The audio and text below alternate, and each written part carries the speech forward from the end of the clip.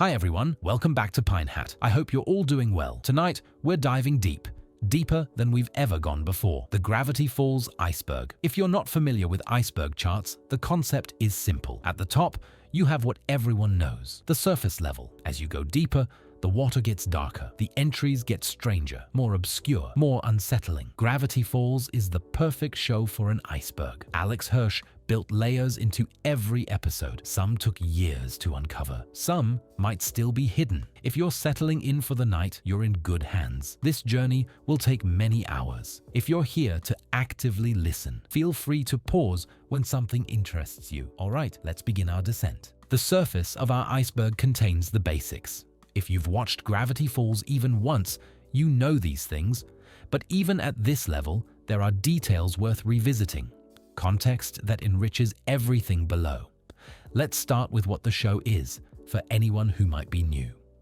Gravity Falls is an animated series that aired on Disney Channel and Disney XD from June 2012 to February 2016. It ran for 2 seasons and 40 episodes. That's it, 40 episodes over 4 years. The show follows twins Dipper and Mabel Pines, 12 years old, who are sent to spend the summer with their great uncle, their grunkle, Stan Pines, in the small town of Gravity Falls, Oregon. Gravity Falls is not a normal town. The forest is filled with supernatural creatures. Gnomes, zombies, ghosts, monsters of every variety.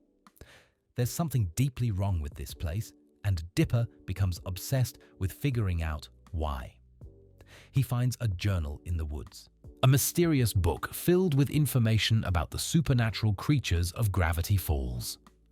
The author is unknown, identified only by a 6-fingered hand symbol. The central mystery of the first season is who wrote the journal. The central mystery of the second season is what is Bill Cipher planning? We'll get to Bill. Everyone gets to Bill eventually. For now, understand that Gravity Falls presents itself as a quirky comedy about weird summer adventures. But underneath that surface, there's a complex mythology, a dark history, and secrets hidden in every frame. Let's establish who we're dealing with. Dipper Pines is the protagonist, curious, anxious, desperate to be taken seriously. He wears a blue and white trucker hat with a pine tree symbol. His real name is Mason, but everyone calls him Dipper because of a birthmark on his forehead shaped like the Big Dipper constellation. Dipper represents the audience. He asks the questions we want answered. He investigates the mysteries we want solved. He's our way into this world. Mabel Pines is his twin sister, optimistic, creative, obsessed with boys and crafts, and her pet pig Waddles. She wears a different sweater in almost every episode. She makes them herself. Mabel represents joy and chaos. She doesn't need to understand the mysteries. She just wants to have fun. The dynamic between the twins is the emotional core of the show. They love each other, but they're different people. Those differences become important. Stan Pines runs the Mystery Shack, a tourist trap that sells fake supernatural merchandise to gullible visitors. He's a conman with a heart of gold, though he'd never admit to the gold part. Stan is hiding something. The show makes that clear from the beginning. His secrets drive much of the plot. So's Ramirez works at the Mystery Shack. He's the handyman, though his competence varies. So's loves Stan like a father. He loves the twins like siblings. He is pure-hearted and loyal, and the show treats him with consistent affection. Wendy Corduroy is a teenager who also works at the shack. She's cool in the way that teenagers seem cool to 12-year-olds. Dipper has a crush on her. This is a recurring subplot. These are the core 5, the Mystery Shack family. Everyone else orbits around them. The town itself is a character. Gravity Falls, Oregon is fictional, but it's based on real places. The forests of the Pacific Northwest, small logging towns with strange histories, tourist traps along forgotten highways. The town has a population of a few thousand at most. Everyone knows everyone. There's a diner, a church, a lake, a mall that's seen better days. It feels real. It feels lived in. But there's something wrong with Gravity Falls. The show establishes early that the townspeople are aware of the weirdness, but they've learned to ignore it. They've developed a collective amnesia about the supernatural events that happen regularly. This isn't just comedy, it becomes a plot point later. There's a reason the weirdness concentrates here. The town sits on something that draws the supernatural like a magnet. We learn what that something is eventually. For now, just know that Gravity Falls is a thin place. The barrier between our world and other worlds is weak here. Things slip through, things that shouldn't exist in a rational universe. Perhaps the most iconic element of Gravity Falls is the journals. Dipper finds Journal 3 in the first episode, hidden in a secret compartment in the forest. It's a weathered, leather-bound book with a golden six-fingered hand on the cover. The number 3 is printed on the hand. The journal contains detailed information about the supernatural creatures and anomalies of Gravity Falls. Drawings, observations, warnings. Whoever wrote this spent years studying the weirdness. The author's identity is hidden. The pages that might identify them have been torn out. Journal 3 becomes Dipper's guide to the supernatural. It's also his obsession. He wants to know who wrote it. He wants to understand why they were here. He wants to find Journals 1 and 2. The journals are more than plot devices. They represent knowledge, the power and danger of knowing too much. They also represent the author's story, which is one of the most tragic in the series. We'll talk about the author soon. That revelation belongs just below the surface. You can't discuss Gravity Falls without discussing Bill Cipher. Bill is the main antagonist of the series. He's a dream demon, a triangular being with one eye, a top hat, a bow tie, and a cane. He looks like the Eye of Providence from the back of the American dollar bill. That's intentional. Bill speaks in a high-pitched, manic voice. He makes deals. He finds humans amusing in the way that humans find ants amusing. He's been watching Gravity Falls for a very, very long time. In his first appearance, Bill seems like a quirky villain. Threatening, but theatrical. Almost funny. This is a trick. Bill Cipher is genuinely terrifying. The show takes its time revealing exactly how terrifying. But even from the beginning, there are hints. Bill knows things he shouldn't know. He exists outside of time. He has plans that span centuries. Remember, Bill says in his first episode, reality is an illusion, the universe is a hologram, buy gold, buy. It sounds like nonsense. It's not nonsense. Everything Bill says means something. The show taught its audience to pay attention to every word, every frame, every background detail. Bill is the reason why. From the very first episode, the show hints that Stan isn't entirely honest. He runs a tourist trap selling fake attractions. He overcharges for everything. He proudly admits to tax evasion.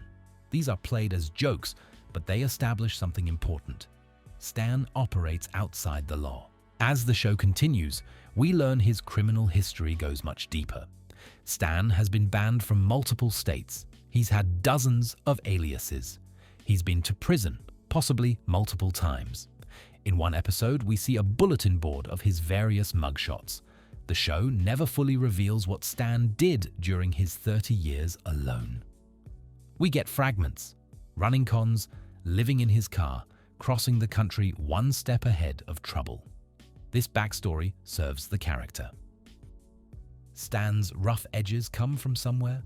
His distrust of authority makes sense. His protectiveness over the kids is earned. He knows how dangerous the world can be because he's lived in its shadows. But it also raises questions the show doesn't answer. How many people did Stan hurt along the way? How does he justify it to himself? When he talks about protecting his family, does he believe that excuses everything? Stan is a hero in the context of Gravity Falls. In any other context, he might be something else. The Northwest family represents everything Stan isn't: wealth, status, respectability. Preston and Priscilla Northwest are the richest family in town.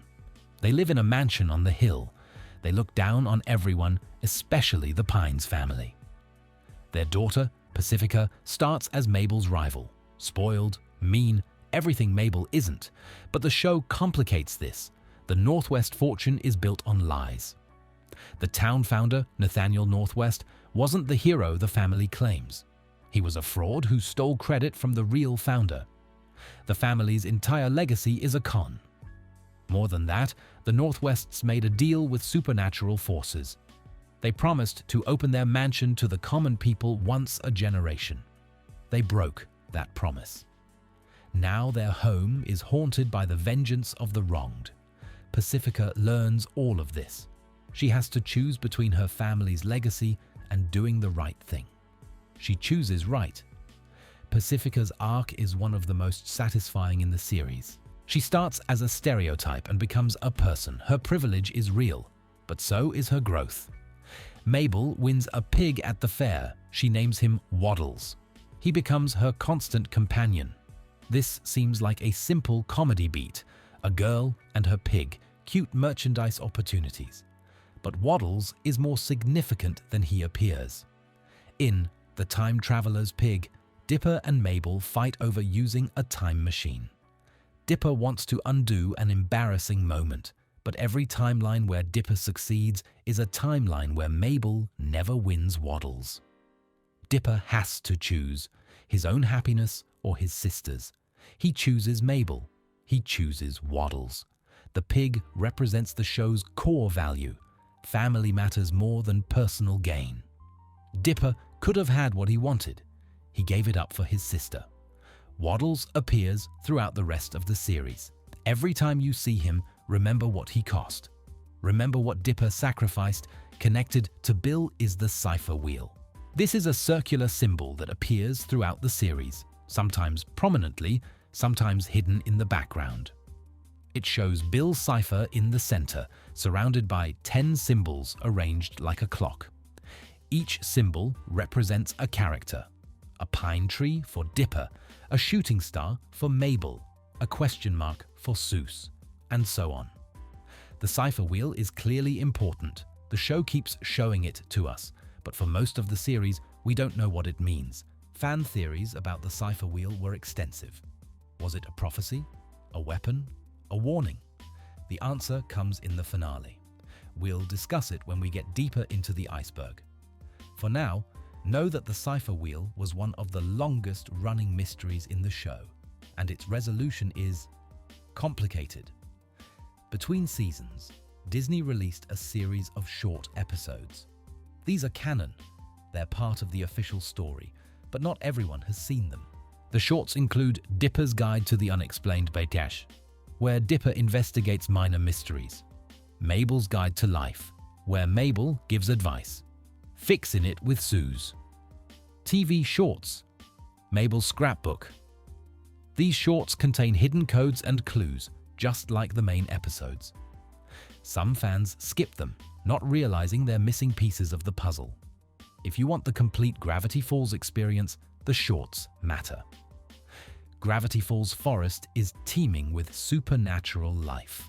Gnomes who combine into a giant, manitors who live in caves, multi-bear who has multiple heads and questionable music taste, leprechauns, cursed doors, living wax figures.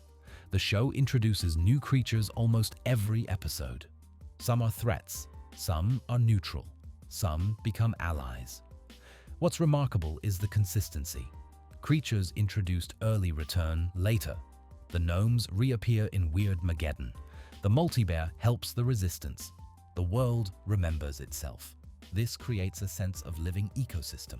The forest isn't just a backdrop, it's a character. It has its own rules, its own societies, its own history. Beyond the main characters, Gravity Falls has a rich ensemble.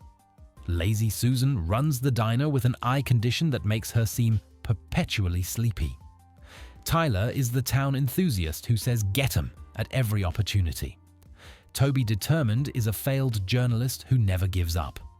Robbie is Wendy's ex-boyfriend, a moody teenager who plays guitar badly but thinks he's a genius. Tambry is glued to her phone. Thompson is the group's punching bag who accepts his role with sad resignation. Sheriff Blubbs and Deputy Durland are incompetent law enforcement who are clearly in love with each other. Each character has distinct personality, distinct quirks, distinct role in the community. Gravity Falls feels like a real town because its population feels real. The Pines family has roots we only glimpse. Stan and Ford's father, Philbrick, is a cold man who values success over connection. Their mother, Corinne, is warmer but overshadowed by her husband. We never learn much about the grandparents.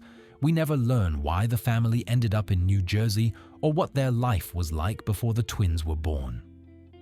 The show implies working-class origins. The pawn shop suggests financial struggle. Philbrick's obsession with success suggests someone trying to escape poverty. These implications add depth without explanation. The Pines family has history. That history shaped Stan and Ford. Understanding the parents helps understand the sons.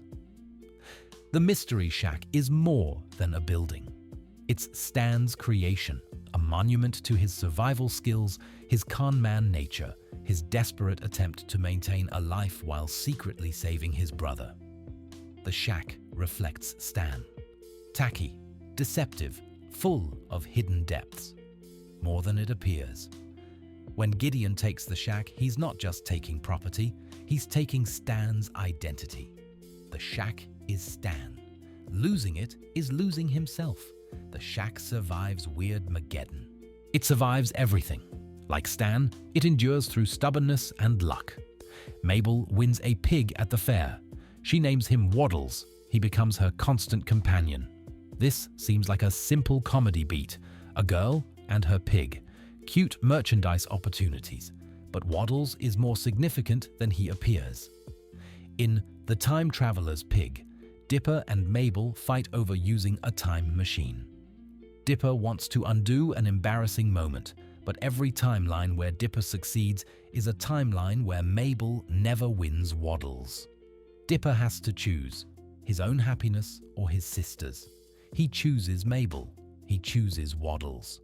The pig represents the show's core value. Family matters more than personal gain. Dipper could have had what he wanted. He gave it up for his sister. Waddles appears throughout the rest of the series. Every time you see him, remember what he cost. Remember what Dipper sacrificed. From the very first episode, the show hints that Stan isn't entirely honest. He runs a tourist trap selling fake attractions. He overcharges for everything. He proudly admits to tax evasion. These are played as jokes, but they establish something important. Stan operates outside the law. As the show continues, we learn his criminal history goes much deeper. Stan has been banned from multiple states. He's had dozens of aliases. He's been to prison, possibly multiple times. In one episode, we see a bulletin board of his various mugshots. The show never fully reveals what Stan did during his 30 years alone. We get fragments, running cons, living in his car, crossing the country one step ahead of trouble. This backstory serves the character. Stan's rough edges come from somewhere. His distrust of authority makes sense. His protectiveness over the kids is earned. He knows how dangerous the world can be because he's lived in its shadows. But it also raises questions the show doesn't answer. How many people did Stan hurt along the way? How does he justify it to himself? When he talks about protecting his family, does he believe that excuses everything? Stan is a hero in the context of Gravity Falls. In any other context, he might be something else. The Northwest family represents everything Stan isn't: wealth, status, respectability. Preston and Priscilla Northwest are the richest family in town. They live in a mansion on the hill. They look down on everyone, especially the Pines family. Their daughter Pacifica starts as Mabel's rival, spoiled, mean, everything Mabel isn't. But the show complicates this. The Northwest fortune is built on lies. The town founder, Nathaniel Northwest, wasn't the hero the family claims. He was a fraud who stole credit from the real founder. The family's entire legacy is a con. More than that, the Northwests made a deal with supernatural forces. They promised to open their mansion to the common people once a generation. They broke that promise. Now their home is haunted by the vengeance of the wronged. Pacifica learns all of this. She has to choose between her family's legacy and doing the right thing. She chooses right. Pacifica's arc is one of the most satisfying in the series. She starts as a stereotype and becomes a person. Her privilege is real, but so is her growth. Two locations define the social geography of Gravity Falls. Greasy's Diner is where everyone eats. Lazy Susan serves pancakes and coffee. Conversations happen. Community forms. The diner is democratic space. Rich and poor eat together. Supernatural and mundane coexist. The church is less prominent but visible in the background. Gravity Falls has religious life, though the show doesn't explore it. What do the townspeople believe? How do they reconcile faith with the constant supernatural events they witness? Do they think the gnomes are demonic? Do they pray for protection from Bill? These questions go unanswered. The church sits in the background, silent and mysterious. Lake Gravity Falls has its own secrets. The Gobblewonker, actually McGucket's robot, lives in its depths. Merman Mermando swims through on his journey home. The lake is liminal space, the boundary between land and water, known and unknown, safety and danger. Characters go to the lake for fun. They find terror instead. The pattern repeats. Water in Gravity Falls is never just water. It's a threshold. Cross it and you might not return the same. We've covered the absolute surface, the things any casual viewer would know. If you're falling asleep, this is a good place to rest. We're about to go deeper. If you're still with me, take a breath. The water gets darker from here. In the next section, we'll discuss what lies just below the surface, the author's identity, Stanford Pines, the portal, the things that dedicated viewers figured out before the show confirmed them. Somewhere in Gravity Falls, the mysteries are waiting. Rest now, if you need to. Welcome back. We're moving deeper now. This tier contains information that dedicated viewers know, the people who watched every episode, paid attention to the mysteries, and celebrated when the show confirmed their theories. If Tier 1 is for casual fans, Tier 2 is for anyone who cared about the plot. The central mystery of Season 1 is the identity of the journal's author. For over a year, fans theorized.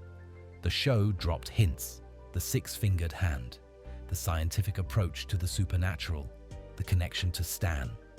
The reveal came in Not What He Seems, often cited as one of the greatest episodes of animated television. The author of the journals is Stanford Pines, Stan's twin brother. This reveal recontextualizes everything. Stan has been lying about his identity since the beginning. The Stan we know is actually Stanley Pines, not Stanford. He's been pretending to be his brother for 30 years. The real Stanford, Ford, has been trapped in another dimension since 1982. Stan has spent 3 decades trying to bring him back. The portal in the basement of the Mystery Shack is his life's work. Not What He Seems ends with the portal activating. Ford steps through. The twins meet their other great uncle for the first time, and nothing is the same. Stan's dedication to the portal deserves its own examination. Think about what he did. For 30 years, Stan worked in isolation. He had no help, no expertise, no guarantee of success. He taught himself advanced physics. He scavenged parts from across the country. He stole, lied, and manipulated his way to the resources he needed. Every day for 30 years, Stan woke up and chose to keep trying. The show plays this as love, Stan saving his brother. And it is. But it's also obsession. 30 years is a long time. Stan sacrificed everything: relationships, stability, his own identity. Was it worth it? Ford returns. But he's not the brother Stan remembers. He's harder, more paranoid, full of resentment. The reunion isn't joyful, it's complicated. Stan gave up 30 years for a relationship that might be beyond repair. This is realistic. This is how trauma works. You can sacrifice everything for a goal and still not get what you wanted. The following episode, A Tale of Two Stans, explains everything. We learn about the brothers' childhood in New Jersey, their bond, their dreams. Ford was going to go to a prestigious college on the West Coast. He was going to be somebody. Stan, through carelessness or jealousy or accident, the show leaves this deliberately ambiguous, broke Ford's science project. Ford lost his scholarship. Their father disowned Stan. The brothers didn't speak for over a decade. Ford went to college anyway, on a lesser scholarship. He became obsessed with anomalies. He discovered gravity falls. He built the portal. But Ford made a mistake. He trusted Bill Cipher. Bill manipulated Ford for years, appearing as a muse, a guide, a friend. By the time Ford realized Bill's true nature, it was too late. The portal was almost complete, and Bill wanted it opened. Ford called Stan for help. It was the first time they'd spoken in years. The reunion went badly. There was a fight. Ford was pushed into the active portal. Stan spent the next 30 years trying to undo that moment. This backstory is heartbreaking. It reframes Stan from a lovable con man into a tragic figure. Everything he's done, the fake identity, the tourist trap, the lies, has been in service of saving his brother. The show earns this twist. Looking back, the clues were always there. In Season 2, Bill stops being a quirky villain and becomes an existential threat. We learn that Bill is ancient. He comes from a dimension of pure energy, a flat world with flat minds. He destroyed his own dimension, burned it to nothing. He's been drifting through the multiverse ever since, looking for a new home. Bill wants to merge his dimension with ours. He calls this the Weird Mageddon, a party that never ends, chaos eternal. To do this, Bill needs a physical form in our dimension. He needs someone to let him in. He's been manipulating events in Gravity Falls for centuries, trying to find a way through. Ford's portal was supposed to be that way. When it failed, Bill started looking for alternatives. The reveal of Bill's backstory adds weight to everything. He's not evil for the sake of evil. He's a being of pure chaos who genuinely believes that the destruction of reality would be fun. That's more terrifying than any mustache-twirling villain. One of the most unsettling revelations in the series is the Society of the Blind Eye. This secret organization has existed in Gravity Falls for decades. Their purpose: erasing memories. The townspeople of Gravity Falls aren't just ignoring the supernatural. They've had their memories of supernatural encounters systematically removed by the Society. Old Man McGucket, the local crazy person who talks to animals and lives in the dump, was the founder of the Society. But he used the memory gun on himself so many times that he lost most of his mind. The Society of the Blind Eye explains why Gravity Falls can have monster attacks and dimensional rifts, and nobody seems to remember. It's not denial, it's erasure. This is dark. The show presents memory erasure as a violation, a theft of experience. McGucket's fate is tragic. He invented the device to forget his trauma and ended up forgetting himself. When the Society is defeated, the gun is destroyed. But the memories it erased are gone forever. Some damage can't be undone. Speaking of McGucket, his full story is devastating. Fiddleford McGucket was Ford's college roommate and research partner. He was a genius, possibly smarter than Ford in practical engineering. He helped build the portal, but McGucket saw something in the portal. A glimpse of Bill's dimension, a vision of the apocalypse to come. It broke him. McGucket couldn't live with what he'd seen. He invented the memory gun to forget, and he kept using it again and again every time the nightmares came back. By the time we meet him in the show, McGucket is a shell. He lives in the dump. He builds strange machines from garbage. Everyone treats him as a joke. The reveal of his past is one of the most tragic moments in the series. This man was brilliant. He was Ford's friend, and he was destroyed by a single glimpse behind the curtain. In the end, McGucket recovers some of his memories. He helps defeat Bill. He rebuilds his life. But those lost decades can never be recovered. One of the most disturbing creatures in Gravity Falls is the shapeshifter. Ford captured it years ago and kept it frozen in his secret bunker. When Dipper discovers the bunker, the shapeshifter escapes. It can become anything, anyone. It's nearly impossible to tell it from the real thing. The shapeshifter episode is pure horror. The creature stalks the kids through dark corridors. It impersonates their friends. The tension is unbearable. What makes the shapeshifter truly disturbing is its last moment. As it's being frozen again, it shifts into a form of Dipper, screaming in terror. This image haunts viewers. Is it a threat? A prophecy? Just psychological torture? The show never explains. The shapeshifter's final form is left as an open wound. During Weirdmageddon, Bill traps Mabel in a bubble of her own fantasies. Mabeland is everything Mabel wants. Endless summer, a world where she's always right, where growing up never happens. It looks like paradise. It's actually a prison. Dipper has to enter Mabeland and convince Mabel to leave. This is harder than fighting monsters. He has to make his sister accept reality over fantasy. The Mabeland sequence is the show confronting escapism directly. Mabel's optimism, usually presented as good, becomes a trap when taken too far. We all want to escape sometimes. We all want a world where we get everything we want. The show says, that world isn't worth living in. Real life has pain. Real life has loss. But real life also has meaning that fantasy can never provide. Before Weirdmageddon, there's the rift. When Ford destroyed the portal, it created a tiny tear in reality. He contained it in a snow globe-like device. If the rift breaks, Bill can enter our dimension. The rift becomes a ticking time bomb. Everyone wants it. Bill manipulates events to get it. The tension builds across multiple episodes.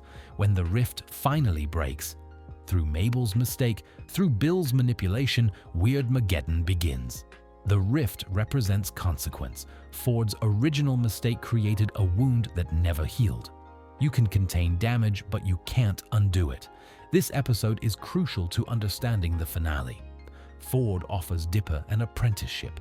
Stay in Gravity Falls. Learn the mysteries. Become the next researcher. It's everything Dipper wants, but it means leaving Mabel, going to different schools, growing apart.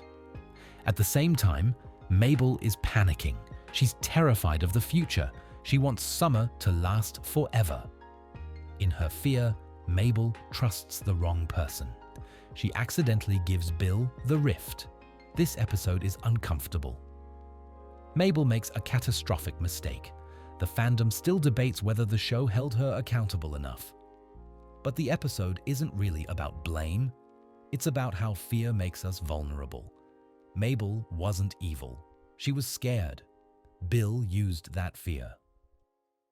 The final 4 episodes of Gravity Falls depict Weirdmageddon, Bill's invasion of reality. Bill finally gets a physical form. He transforms Gravity Falls into a nightmare dimension. The sky rips open. Monsters pour through. Time becomes meaningless. The town is imprisoned in a giant throne made of frozen humans. Bill's friends, a group of interdimensional criminals called the Henchmaniacs, run wild. Dipper, Mabel, and their allies mount a resistance. Ford is captured. Stan is determined to save him. Weirdmageddon is unlike anything else in the series. It's apocalyptic horror filtered through a children's show.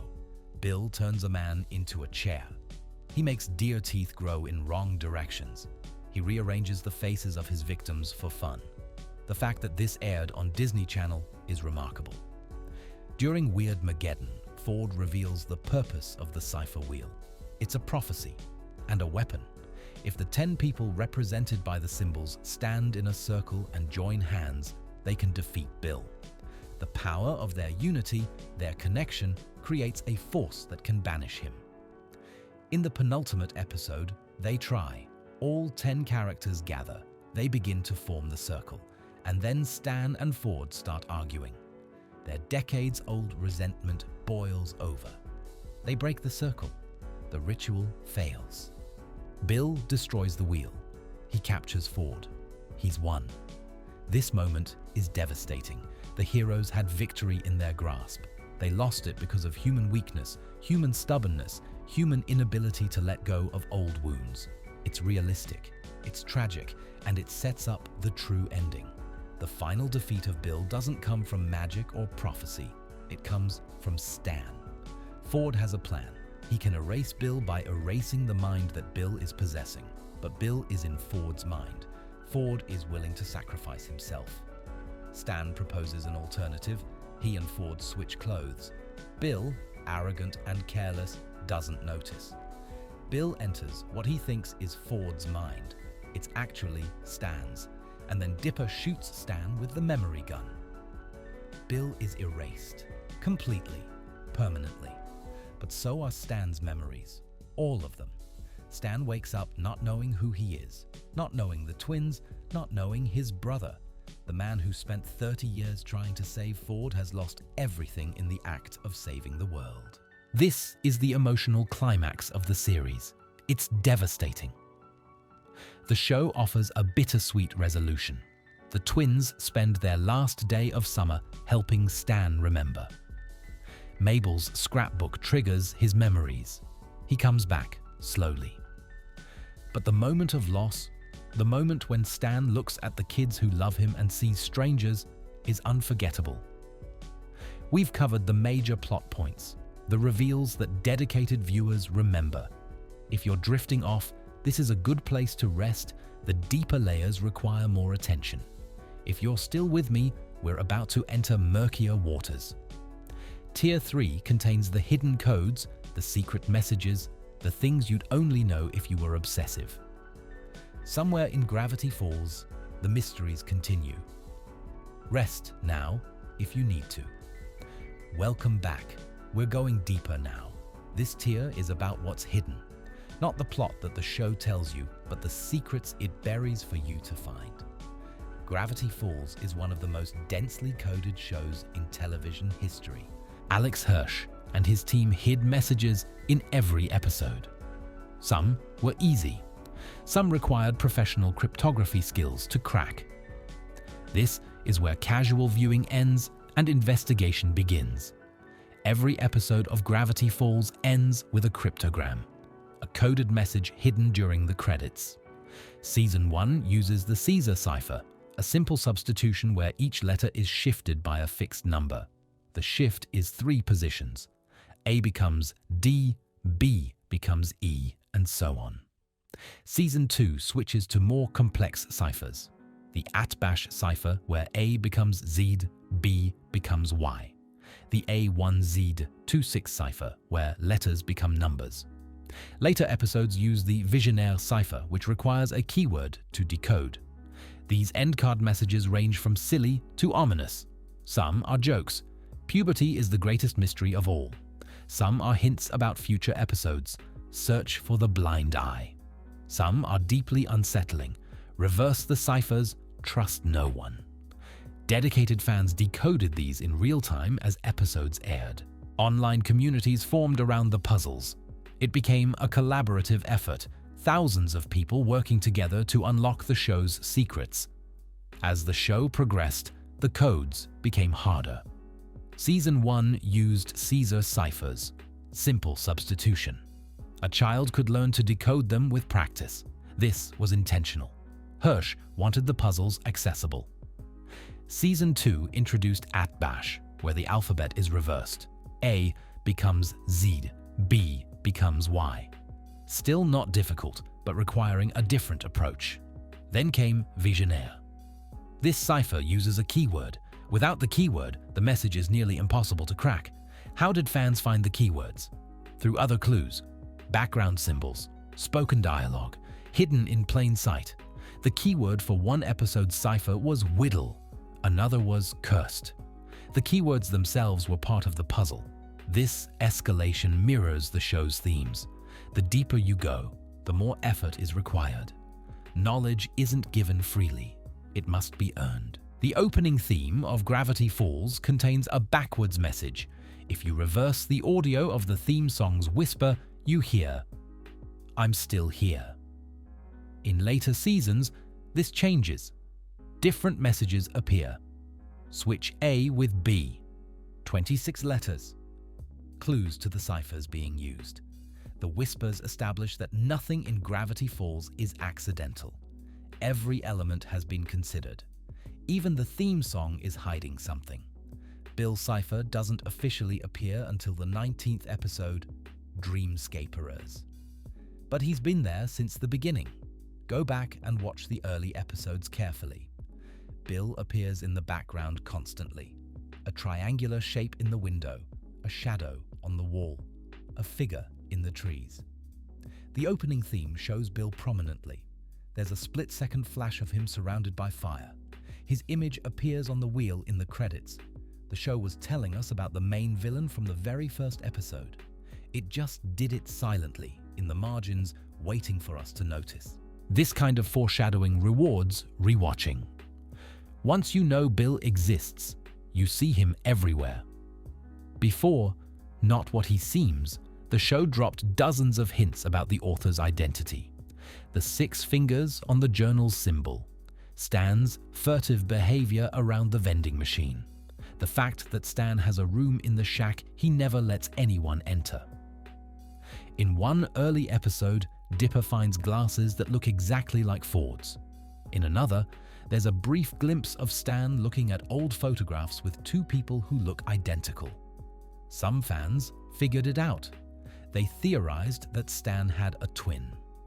The show confirmed their suspicions, but the confirmation still landed because the emotional stakes were higher than anyone expected. This is good mystery writing. The clues are fair, the solution is logical, but the execution still surprises. The 3 journals contain different information. Journal 1 focuses on the early discoveries, the basic creatures Ford encountered when he first arrived. Journal 2 goes deeper into the dangerous entities. Journal 3, the one Dipper finds, is the most personal. But here's what many viewers miss. The journals contradict each other. Ford's understanding evolved.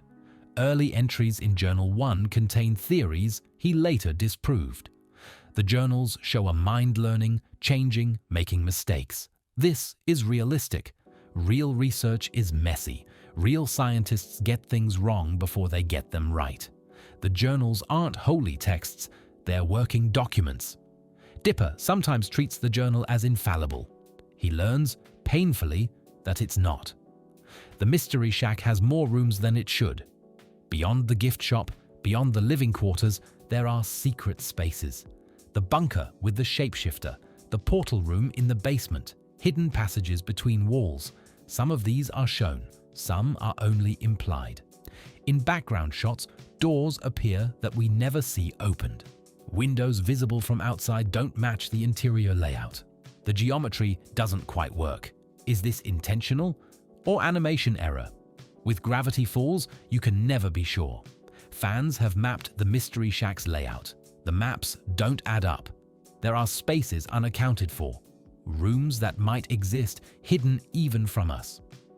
When Disney published a physical version of Journal 3, they included secrets.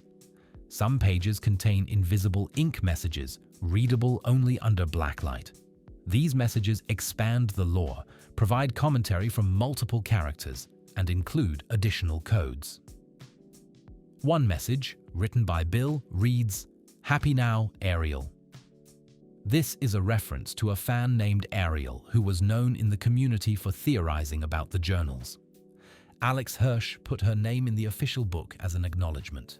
The physical journal also includes a full page of Bill's writing, his actual plans, written in cipher. When decoded, it reveals details about his dimension and his goals that the show never explicitly stated. Beyond the end cards, coded messages appear within the episodes themselves. Signs in the background contain ciphers. Pages shown on screen have hidden text. Characters occasionally speak in code, saying numbers that correspond to letters. One famous example: in Scary Oak, a page of Ford's notes is visible briefly. The coded message reads, "The original mystery twins." This revealed, before the show did, that Stan and Ford were the first mystery twins. Dipper and Mabel inherited the name. Fans spent hours freeze-framing episodes, transcribing every visible symbol, running them through decryption programs. The show rewarded this obsession with consistent, meaningful secrets. Gravity Falls extended beyond the television screen. During the show's run, a website called thisisnotawebsite.com appeared. It looked like a fake business page, but entering certain codes revealed hidden content.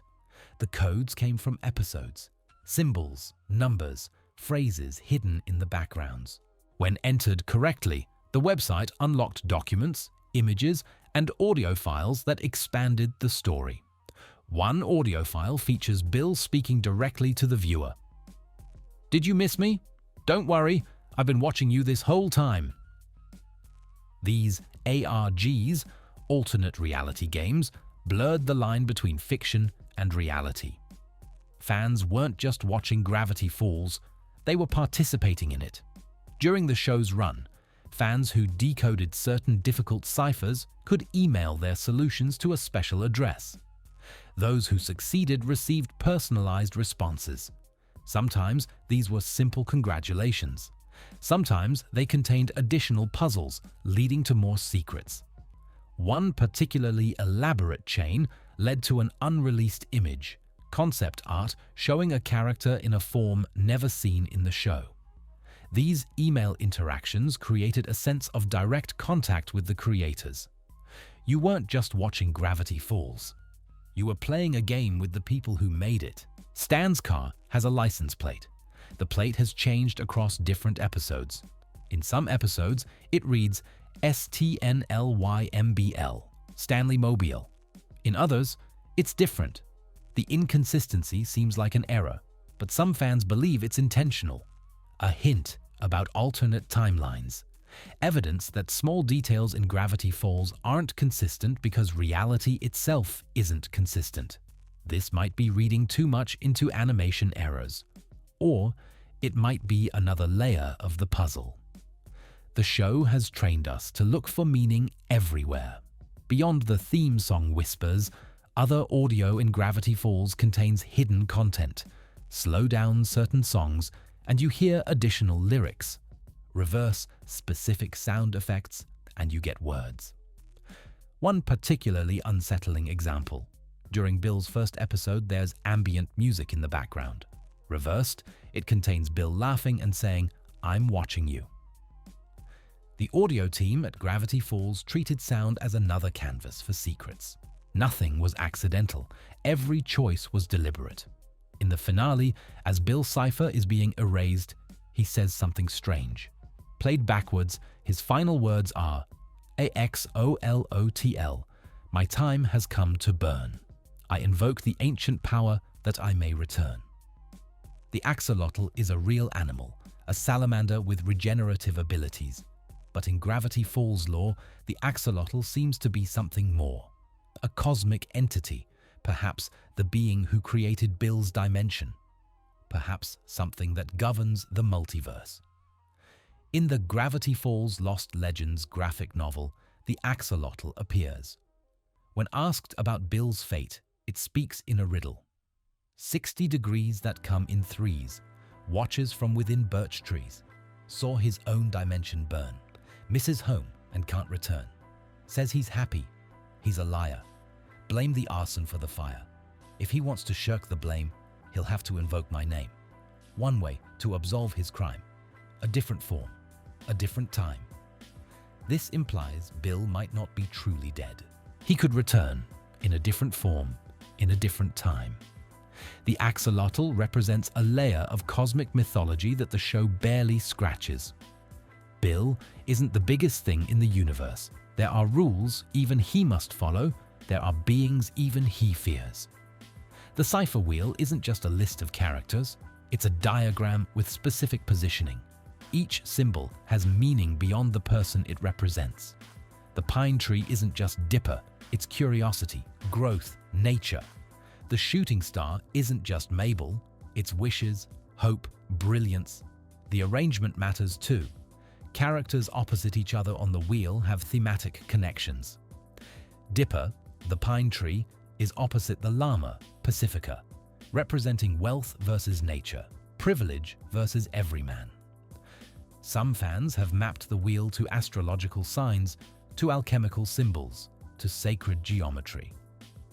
Whether Hirsch intended all these connections is unclear, but the rabbit hole goes deep for those willing to dig. Stanford Pines is associated with specific symbols throughout the series.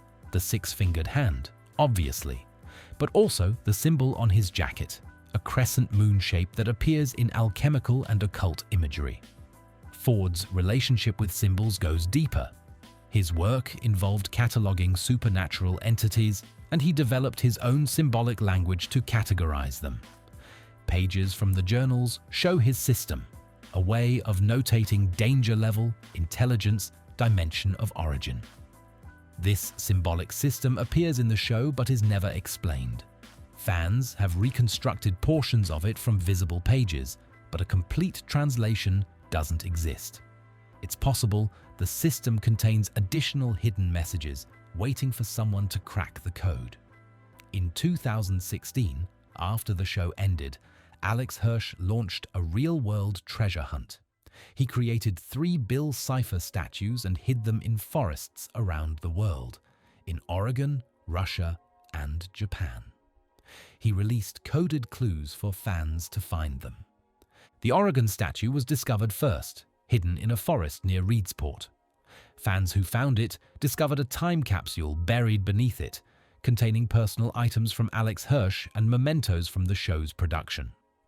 The Russian statue was found in Krasnoyarsk. The Japanese statue took the longest to discover.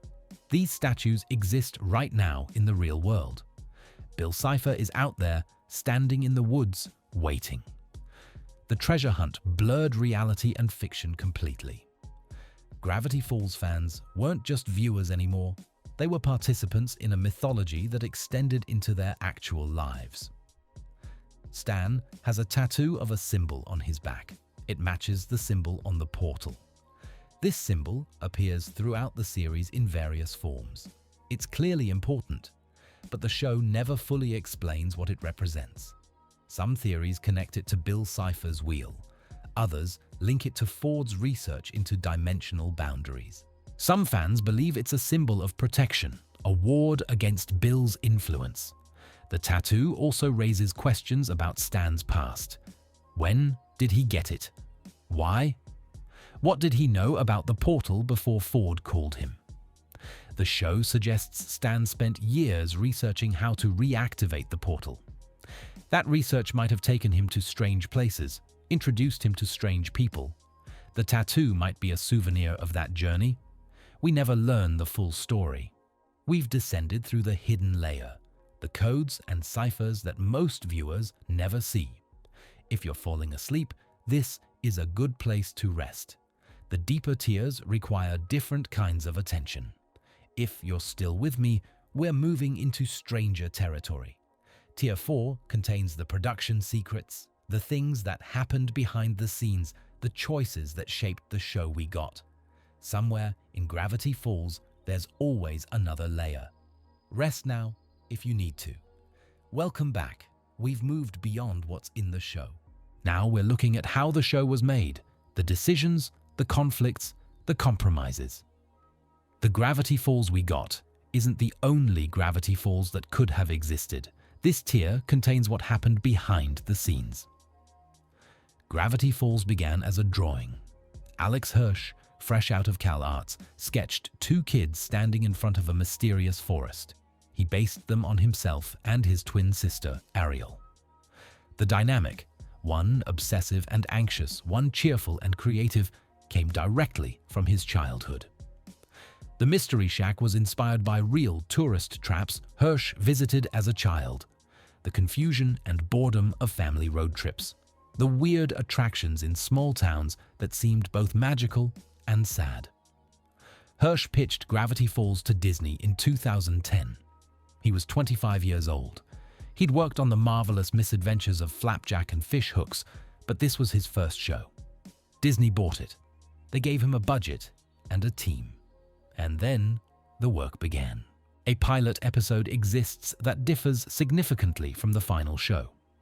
In the pilot, Dipper and Mabel are slightly different. Their designs are rougher, their personalities less defined. The tone is broader, more conventionally comedic. Stan is meaner in the pilot, less lovable, more genuinely unpleasant.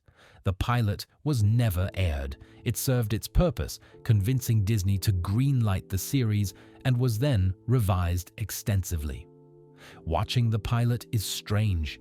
You recognize the characters, but they feel wrong. Like meeting someone's sibling and seeing familiar features in an unfamiliar arrangement.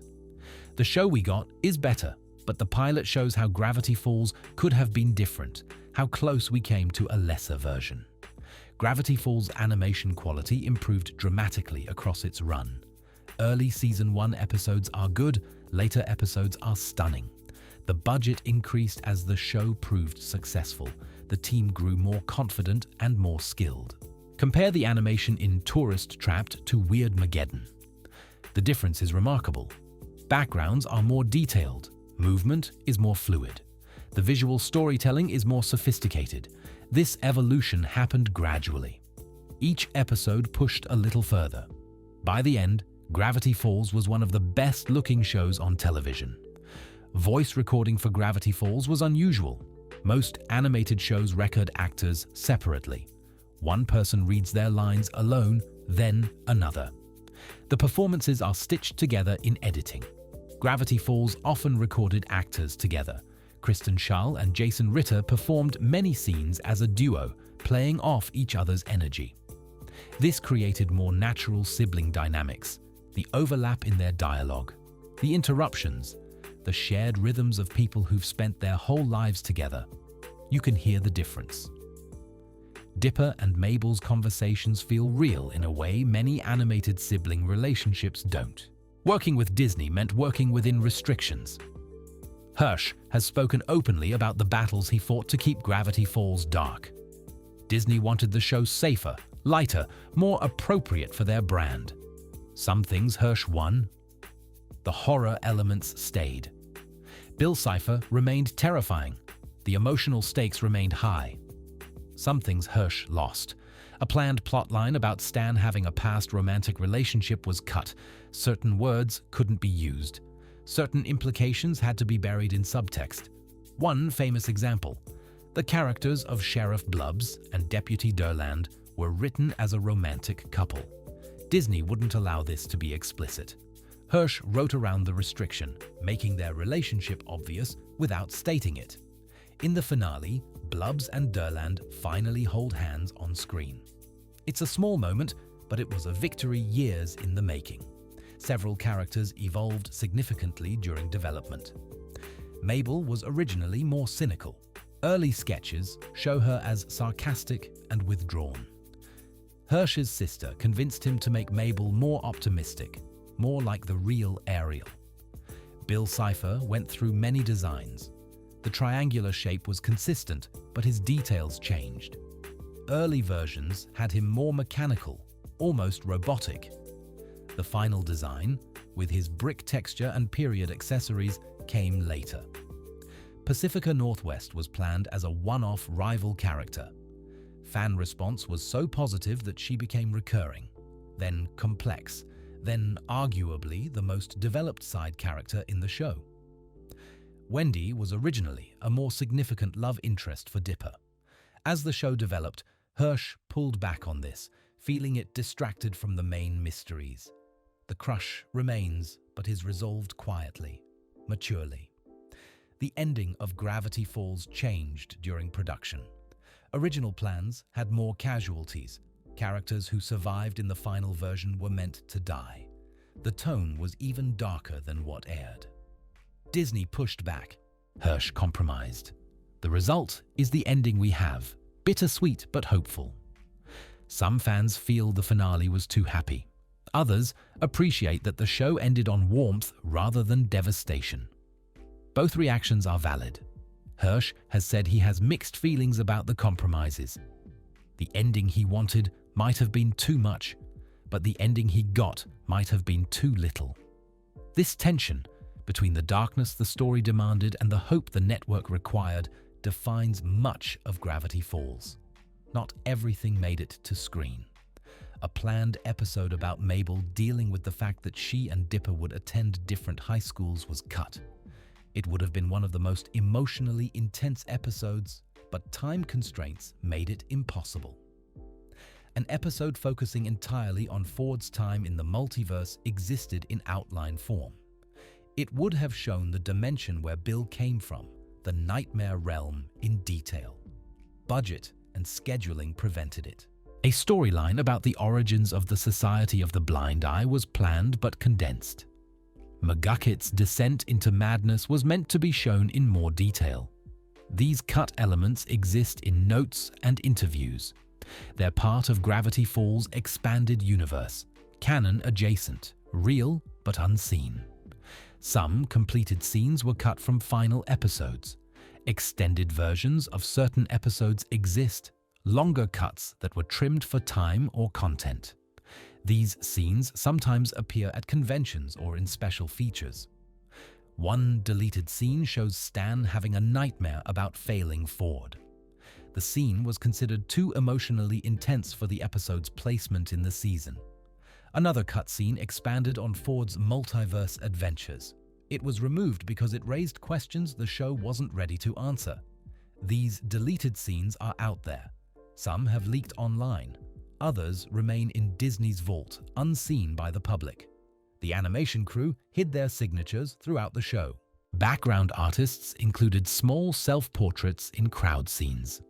Writers encoded their initials into background text. The composer embedded his name in the musical score. Finding these signatures became a game within the fandom. A way of connecting with the individuals who made the show, not just the show itself. This is personal. These weren't corporate mandates or official Easter eggs. They were artists leaving their marks on something they loved. Before animation, there were table reads. The entire cast gathered to read through scripts, discovering the story together. Recordings of some table reads have surfaced. They're fascinating documents. You can hear the actors finding their characters, making discoveries in real time. Kristen Schaal's ad-libs are legendary in these recordings. Lines that seemed scripted were actually improvised in the moment, so good that they made it into the final show. The table reads also revealed jokes that didn't work. Lines that seemed funny on paper but fell flat in performance. The process of refinement is visible. Alex Hirsch voices multiple characters himself. Stan, Seuss, Bill Cipher, and McGucket are all Hirsch. He developed each voice distinctly, to the point where many viewers don't realize they're the same actor.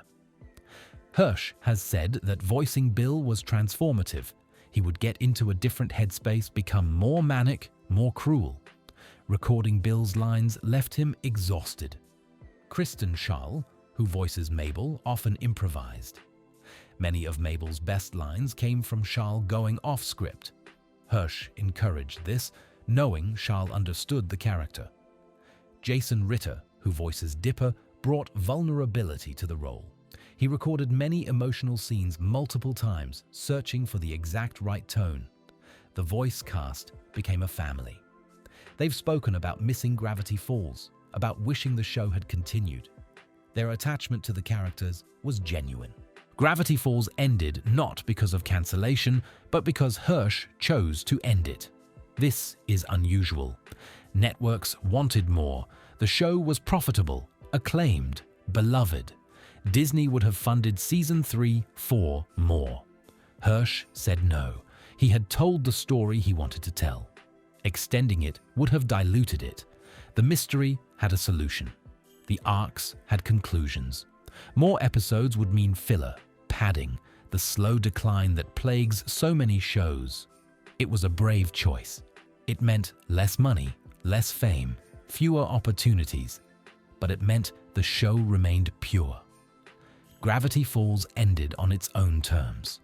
That's rare in television. That's worth respecting. The physical Journal 3 took years to create.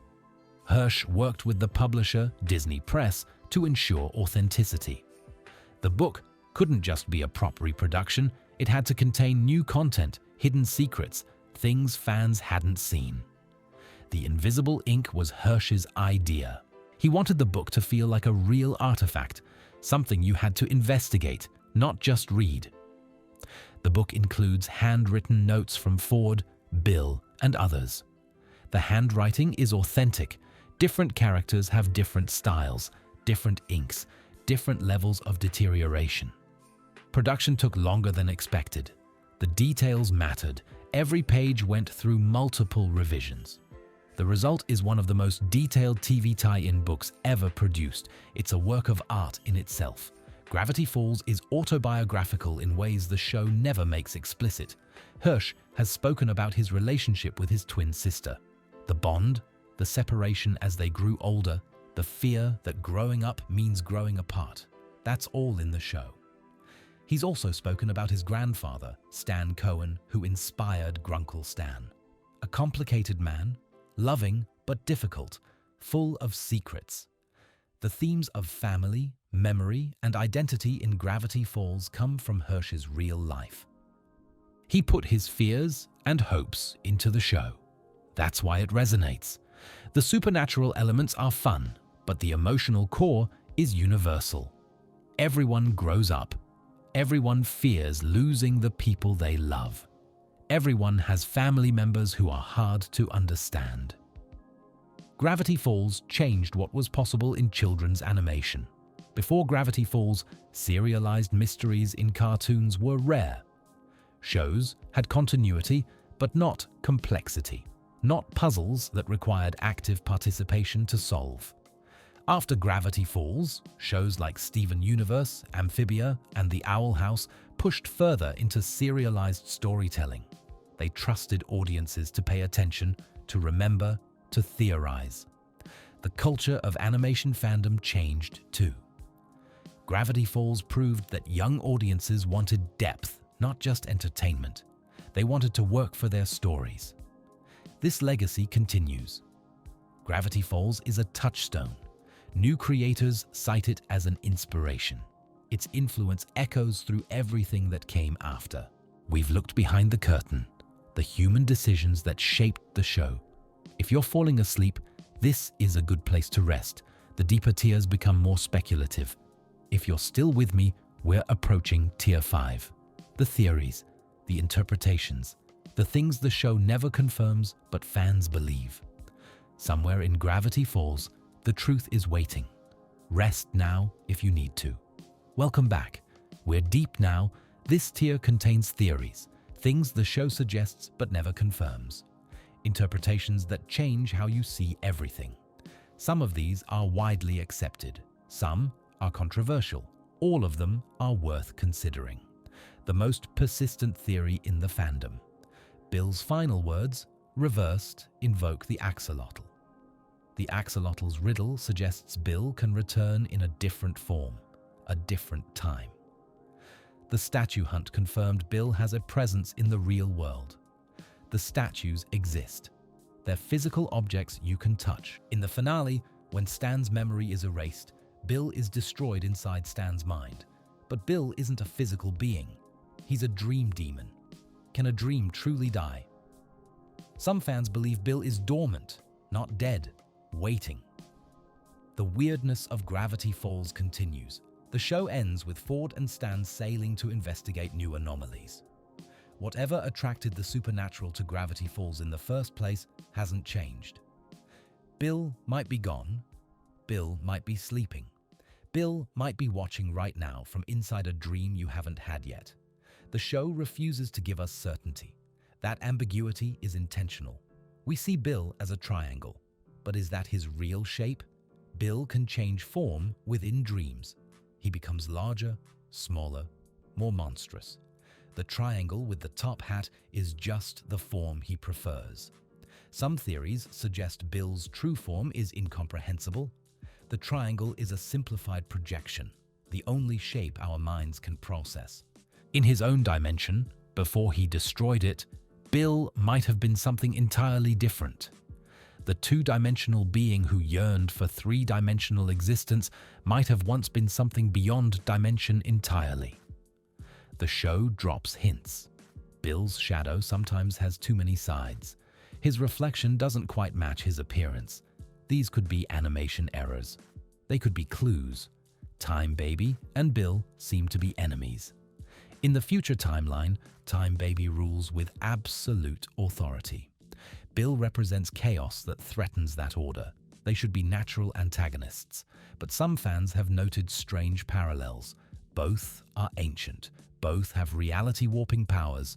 Both seem to exist outside normal time. What if Time Baby and Bill are connected? What if they're two aspects of the same cosmic force, order and chaos in eternal opposition? The show never explores this. Time Baby is mostly comic relief, but the potential is there, in the margins, for something deeper. The Pines family has terrible luck. Stan and Ford's relationship was destroyed by a single accident. Their father was cold and demanding. Their mother is barely mentioned. Dipper and Mabel repeatedly face supernatural threats. They're drawn to Gravity Falls like moths to flame. Is this coincidence? Or is there something about the Pines bloodline that attracts weirdness? One theory suggests the family is cursed. Something happened generations ago that bound the Pines to supernatural forces. Every generation is pulled back into the orbit of the strange. The theory has no direct evidence, but the pattern is there. The Pines family doesn't find trouble. Trouble finds them. We know Stan spent 30 years working on the portal, but we don't know the details. Where did he get money? How did he learn the science? Who helped him along the way? The show suggests Stan traveled extensively. He acquired the journals through various means. He made contacts in the underground world of anomaly research. But these years are a blank. Stan at 20 becomes Stan at 50 with a 30-year gap we barely glimpse. Fan theories fill this gap with everything from international crime rings to other supernatural encounters. Stan might have seen things that make Bill Cipher look tame. He never talks about it. Some silences are louder than words. Ford spent 30 years in other dimensions. He didn't do it alone. We glimpse references to allies and enemies Ford made during his exile. People, or beings, who helped him survive. Who were they? Did any of them survive? Could they return? The show implies Ford burned bridges. He's paranoid about trust because trusting the wrong entity nearly destroyed him. But somewhere out there, beings remember Stanford Pines. Are they friendly? Or are they waiting for revenge? Agent's powers and trigger are the tip of an iceberg. The US government knows about Gravity Falls. They've known for decades. There's infrastructure, protocols, response teams. Why don't they intervene more? Why is one weird town left to fend for itself? Some theories suggest the government tried and failed. Others suggest they're monitoring, waiting, using Gravity Falls as a controlled experiment. The darkest theories suggest complicity. The government knows about Bill. They've made deals. Gravity Falls is containment, not coincidence. Before settlers, indigenous people lived in the Gravity Falls area. Their legends spoke of the weirdness. They knew about the supernatural.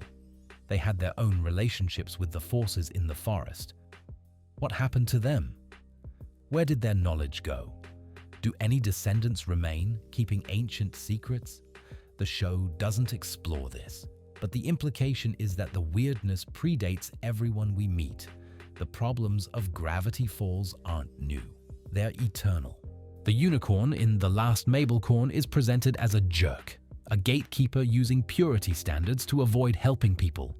But consider, the unicorn has been alive for centuries. It's seen countless humans come asking for help. Most of them probably weren't as innocent as Mabel. Is the unicorn's cynicism earned? How many pure-hearted seekers turned out to be anything but?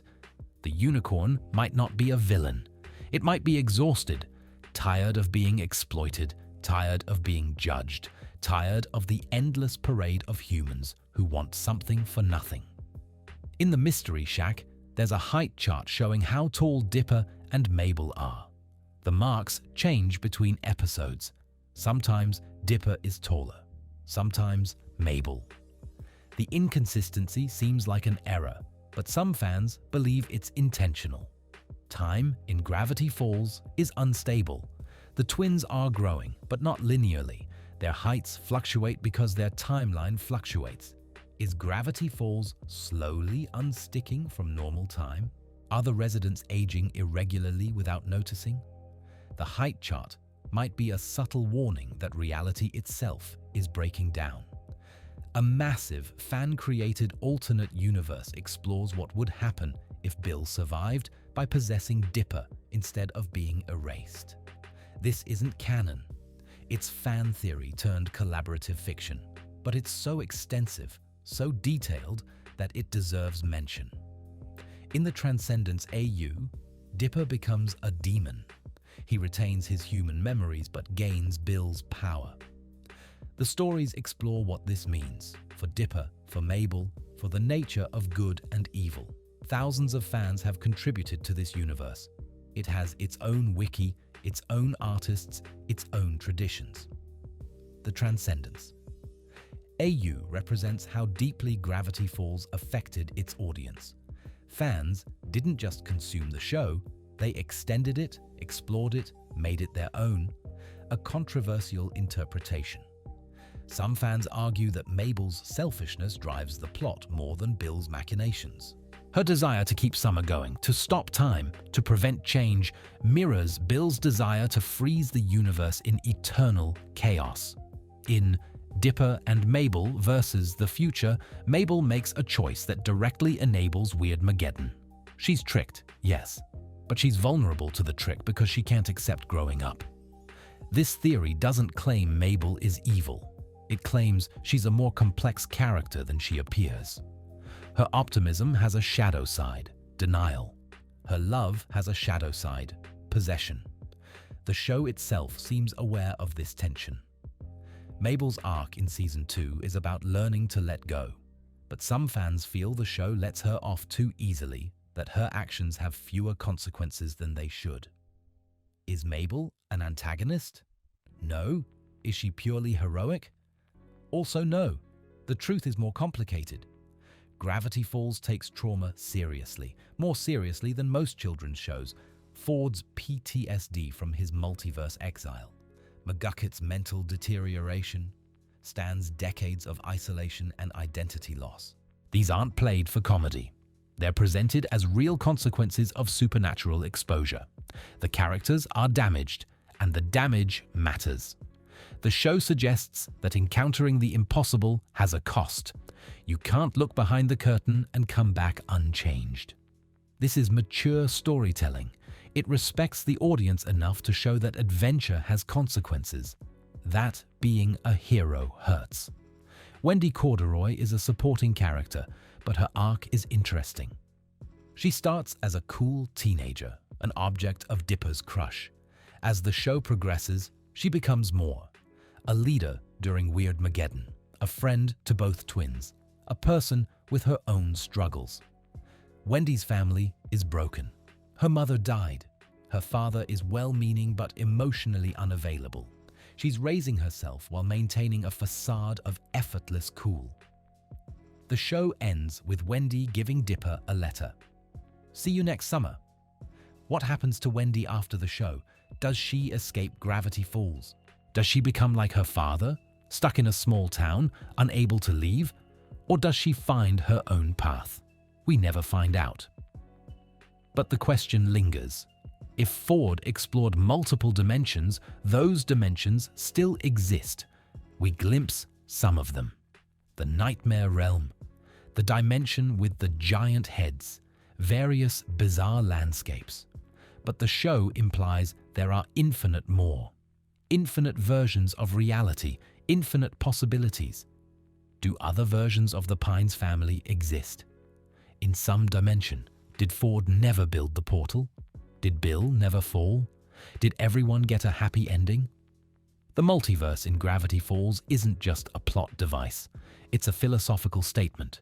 Every choice creates branches. Every possibility is real somewhere. This can be comforting or terrifying, depending on your perspective.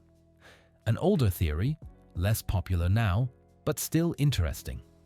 The theory suggests that Gravity Falls isn't a real place. It's a transitional zone. The characters are dead or dying, working through their issues before moving on. Evidence cited includes the town's isolation, the strange way time moves, the supernatural beings who seem to be testing or judging the characters. The theory doesn't hold up under scrutiny. The show is too grounded, too specific in its details to be purely allegorical. But the impulse behind the theory is valid. Gravity Falls does feel like a liminal space, a place between worlds. The summer is temporary by nature, a pause before real life resumes. The characters are alive, but they're also in transition. Childhood to adolescence, isolation to family, ignorance to knowledge. In that sense, Gravity Falls is always purgatory. A disturbing implication. The Society of the Blind Eye erased memories throughout Gravity Falls for decades. But who founded the society? McGucket, after being traumatized by Bill. Before McGucket, who controlled memory in Gravity Falls? Did the memory gun exist in some other form? The show hints that the townspeople have been manipulated for generations. Weirdness has always been here. People have always forgotten. Some theories suggest Bill himself influenced the development of memory technology. Keeping the town ignorant kept them vulnerable. A population that can't remember, can't prepare. If true, the Society of the Blind Eye was never really fighting the supernatural. They were helping it. Why does Dipper find the journal? The journal was hidden for 30 years. Ford never intended for a child to find it, yet Dipper walks into the forest and discovers it immediately. Coincidence or destiny? Some fans believe Dipper was drawn to the journal by forces beyond his understanding. Bill, manipulating events. The cipher wheel arranging its components. The forest itself recognizing a new investigator. If Dipper was chosen, not lucky, then his entire summer was predetermined. His choices were illusions. He was always going to end up exactly where he did. This is unsettling. The show presents Dipper as someone who earns his discoveries through curiosity and effort. If it was all planned, that achievement is hollow. Mabel wears a different sweater in almost every episode. She makes them herself. They express her mood, her interests, her identity. Some fans have catalogued every sweater, looking for patterns. Are certain sweaters worn during important episodes? Do colors correlate with emotional content? The results are inconclusive, but the attention to detail is remarkable. Every sweater was designed, approved, animated. Someone at Disney made dozens of sweater designs for a supporting character. This is the level of care that defines Gravity Falls. Nothing is generic. Everything is specific. The bottomless pit appears in one episode as a framing device, but its implications extend further. The pit loops through time. Falling in means emerging from the top, but at a different moment. This violates physics. The pit doesn't obey normal rules. It exists outside causality. Some fans theorize the pit is a dimensional weak point, similar to the portal Ford built, but natural. It's a place where reality breaks down. If true, the pit could be used for time travel, dimensional access, or worse. The characters treat it casually, but it might be the most dangerous location in Gravity Falls. Ford's bunker contained the shapeshifter, but the bunker is large, much larger than needed for one creature. What else was in there? We see empty pods. We see unused chambers. The bunker was designed for mass containment. Did Ford capture other creatures and release them? Did they escape? Did they die? The bunker's full history is never revealed, but its scale suggests Ford dealt with threats far beyond what the show depicts. In the finale, Stan loses his memory. He recovers it through Mabel's scrapbook and the love of his family. But did he remember everything? Stan's past includes decades of crime, running from the law, morally questionable choices. Some of these are played for comedy, some are genuinely dark. The theory suggests Stan used the memory erasure as an opportunity, a chance to forget the worst parts of himself, a fresh start. He remembers his family because that's what he wants to remember. He might not remember the con jobs, the betrayals, the violence. Is this true? The show doesn't say, but it would be very Stan, finding an angle, even in Apocalypse, to come out ahead. Gravity Falls, the Owl House, and Amphibia share a creator network. Disney animators talk to each other, reference each other's work, hide Easter eggs. Some fans believe these shows share a universe. Evidence includes visual references between shows, dimensional portals that could theoretically connect, tonal similarities in how the supernatural is treated. The theory is fun, but probably not literally true.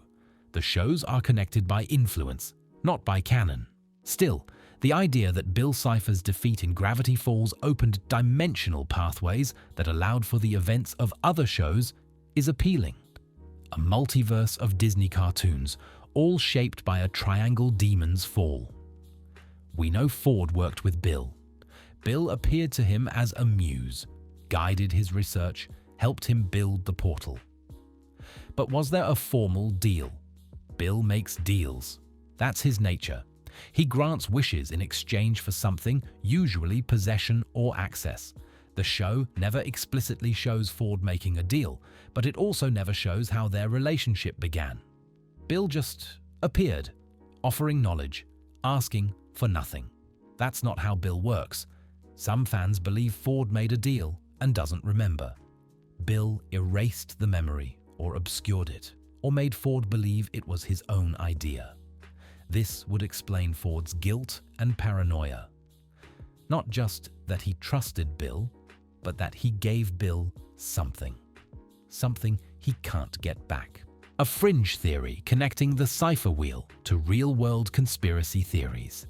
The wheel contains 10 symbols, 10 characters needed to defeat Bill. If they had held hands, they would have won immediately. But they didn't. The ritual failed.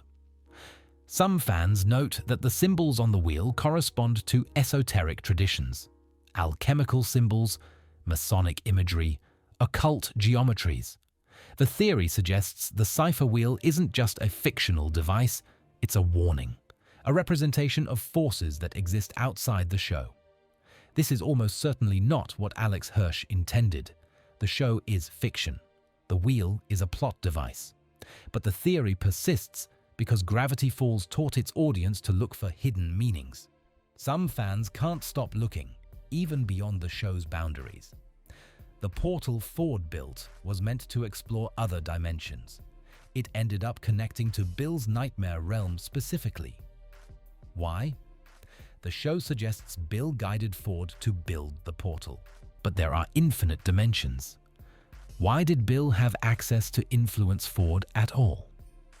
One theory, the nightmare realm is the default state of interdimensional space. It's not a place, it's the void between places. Any portal, unless specifically directed, opens to the nightmare realm first. Another theory. Bill and Gravity Falls have a connection older than Ford. The weirdness of the town itself is Bill's influence, seeping through from the other side. Ford didn't invite Bill in. Bill was already there, waiting for the door to open. Either way, Ford wasn't unlucky. He was targeted. We've swum through dark waters, theories and interpretations that challenge the surface reading. If you're falling asleep, rest here. The deepest layers are ahead. If you're still with me, we're approaching the bottom. Tier 6 contains the obscure details, the things almost no one knows. Somewhere in Gravity Falls, we're reaching the end. Rest now if you need to. Welcome back. Welcome. We're at the bottom of the iceberg now. The coldest water, the things that only the most obsessive fans have discovered. Some of these are confirmed facts that most people missed. Some are details so small they barely register. All of them add to the texture of Gravity Falls. Time Baby is a giant, time-controlling infant who rules the future. He appears in several episodes and is seemingly destroyed during Weirdmageddon. But his origins are stranger than the show reveals. According to supplementary materials, Time Baby has existed since the beginning of time itself. He doesn't age. He's always been a baby, always will be. His diaper contains a pocket dimension. Time Baby's destruction during Weirdmageddon isn't permanent. A post-credits scene shows him beginning to regenerate. He'll be back in 1,000 years, the show says. Time Baby represents authority that transcends human understanding. He judges Bill. He maintains order across timelines, but he's still a baby. The absurdity is intentional. Blendin Blandin is a time traveler who appears in several episodes. His job is maintaining the timeline. He fails constantly. Blendin's story is sad when you think about it. He's a loser in the future, sent to the past to do a job no one wants. He fails. He gets blamed. He loses everything. Eventually, Bill possesses him, using his time-traveling abilities for his own ends. After Bill's defeat, what happens to Blendin? Does he get his job back? Does the future rehabilitate him? Or is he just another casualty of events beyond his control? The show doesn't say. Blendin disappears from the narrative, his fate unknown. The Gobblewonker, the lake monster from the second episode, is actually a robot built by McGucket. But here's something fans have noticed. The Gobblewonker is incredibly sophisticated for a crazy old man's invention. It's adaptive. It learns. It almost seems intelligent. McGucket built the Gobblewonker because he was lonely. He wanted attention. He wanted someone, anyone, to care. Did he accidentally create artificial intelligence in his loneliness? Is the Gobblewonker still in the lake, thinking its robot thoughts, wondering why its creator abandoned it? It's probably nothing. But in Gravity Falls, probably nothing is often actually something. The love god appears in one episode. He's an immortal being who manipulates romantic attraction. His existence raises disturbing questions. How many relationships in Gravity Falls, in the world, were engineered by this being? Is any love real, or is it all supernatural manipulation? The episode treats the love god comedically, but the implications are dark. Free will in romance might be an illusion. Your deepest feelings might be someone else's experiment. The show doesn't explore these implications. It's a one-off episode, but the questions remain. Throughout Gravity Falls, graffiti appears on walls and surfaces. Most of it is background detail, generic scribbles. But some of it contains messages. Watch Your Back appears in one episode written in small text on a fence. He's Always Watching appears on a bathroom wall. These messages might be about Bill. They might be about something else entirely. The show never clarifies. The graffiti suggests that someone in Gravity Falls knows more than they're saying. Someone is trying to warn people. But who? And about what? In The Hand That Rocks the Mabel, we meet the Hand Witch briefly. She's a background character, never explained. Who is she? What's her story? The show never says. She's one of many creatures in Gravity Falls who exist without explanation. The forest is full of beings who have their own lives, their own histories, their own dramas. The Hand Witch appears in no journals. Ford didn't document her. She exists outside his knowledge. This is true of many creatures in Gravity Falls. The forest has depth we never see. There's a subplot about a secret presidential bunker hidden near Gravity Falls. In The Stanturian Candidate, we learn that various presidents have visited Gravity Falls. They knew about the weirdness. They kept it secret. A nuclear-powered robot is hidden under the town, accessible only by presidential key. This plot point is resolved in the episode but raises larger questions. What else did the government know?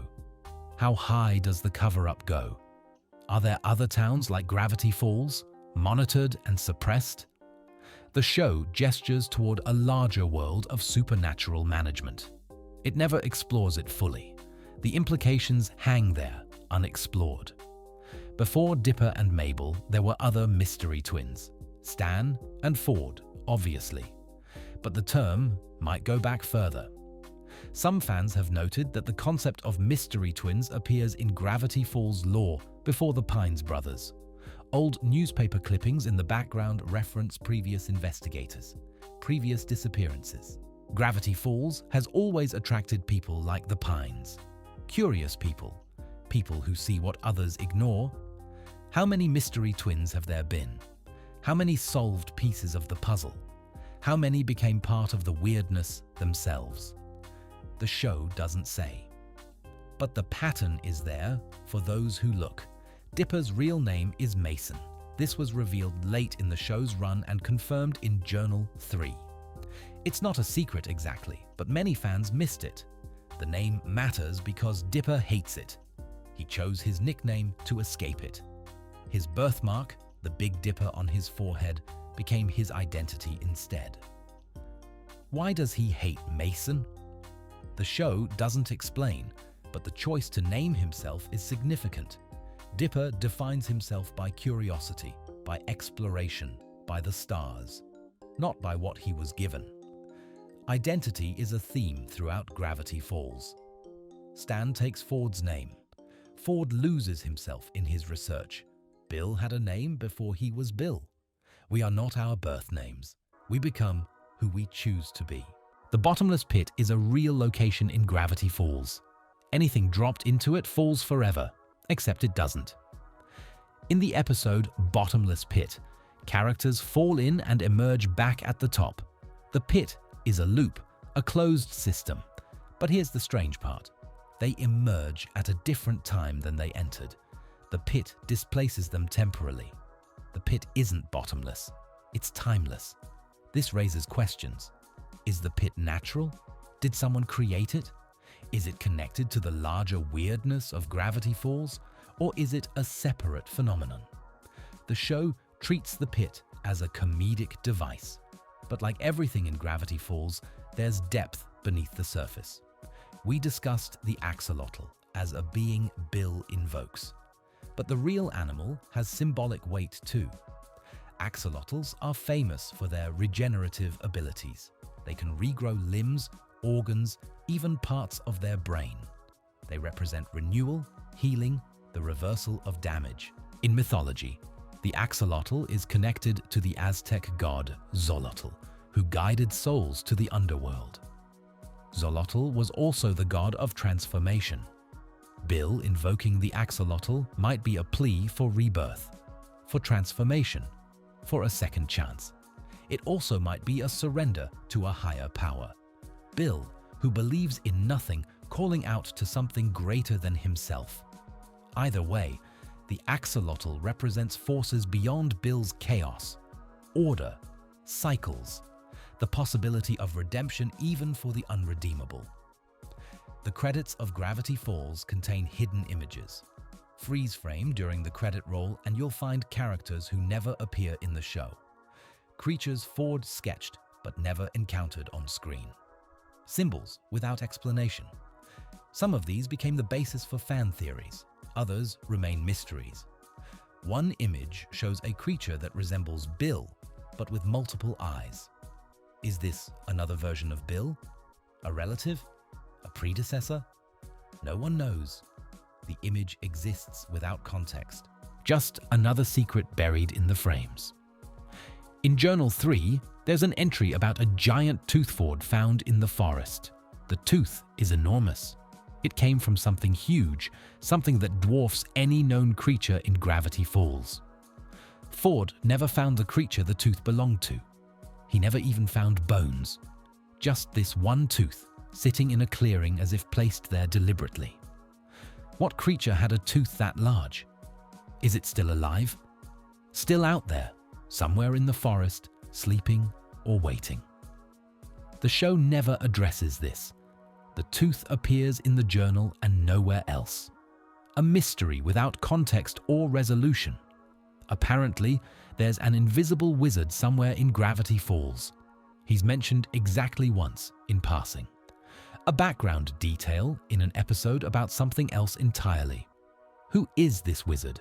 Where does he live? What does he do? No one knows.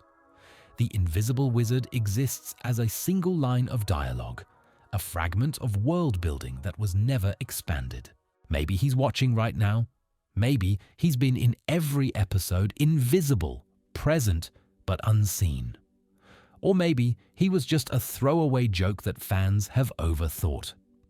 With Gravity Falls, it's impossible to tell the difference. In one late episode, a character mentions a cliff that wasn't there before. The line is delivered casually, no one reacts to it. The episode moves on. But think about what that implies. The geography of Gravity Falls changes. New features appear. The land itself is unstable. Is this Bill's influence? Some other phenomenon? Is Gravity Falls growing, expanding, adding new locations to itself like a living organism? The show doesn't explain. The cliff exists now. Before, it didn't. That's all we know. Throughout the series, there are moments when the cipher wheel symbols seem to react. When certain characters make important choices, their associated symbols pulse in the background. A pine tree glows when Dipper chooses bravery. A shooting star shimmers when Mabel chooses hope. This could be animation flourish, it could be coincidence, or it could mean the cipher wheel was always active, always watching. The prophecy wasn't just a future event, it was a constant presence guiding the characters toward their destined positions. If true, free will in Gravity Falls is an illusion. The wheel determines everything. Ford spent 30 years in other dimensions. We see almost none of this. Brief glimpses in the show and supplementary materials reveal fragments. Ford fought in interdimensional wars. He collected weapons. He made enemies and allies we never meet. He also encountered Bill repeatedly. Bill can exist in any dimension. He pursued Ford across realities, taunting him, trying to break him. Ford's trauma isn't just from building the portal. It's from 3 decades of running, hiding, fighting, alone. When he returns, Ford is harder than he should be, less trusting, more willing to make difficult choices. 30 years of interdimensional survival made him this way. We see the result without seeing the journey. Why is Gravity Falls weird?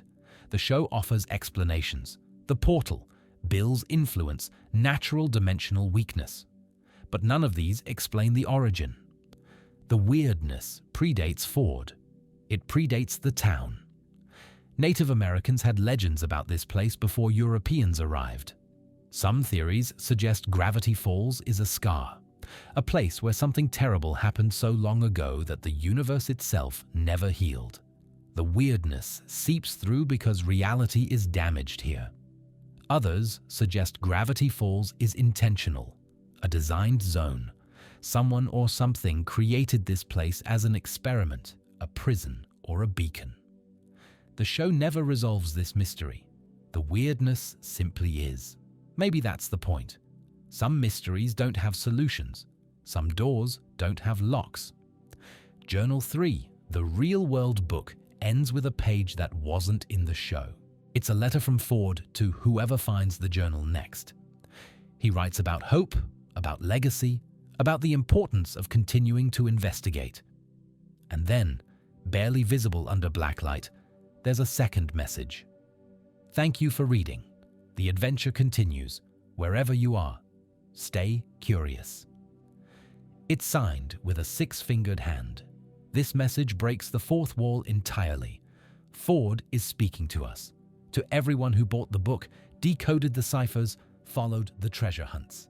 We're not just an audience. We're part of Gravity Falls. The mystery includes us. We've reached the bottom of the original iceberg. If you're falling asleep, rest here. But if you're still with me, we have more ground to cover. Before we conclude, let's examine specific episodes and moments, the deep dives that reward close attention. Somewhere in Gravity Falls, every frame tells a story. Rest now if you need to. Welcome back. We've discussed the broad strokes. Now let's zoom in. Individual episodes contain multitudes, details that casual viewing misses, meanings that emerge only on reflection. The first episode establishes more than you realize. Within the first 5 minutes, we see Bill Cipher symbols in the forest. The cipher wheel appears briefly in the opening theme. Stan's fez has the symbol of a creature we won't understand until Season 2. The gnomes who appear as the first villains are foreshadowing. Small creatures combining into something larger. That's Bill's ultimate plan, many dimensions merging into one chaos. Dipper finds the journal hidden in a metal tree. Why metal? Who built it? These questions are never answered, but they suggest the forest was prepared for someone to find these secrets.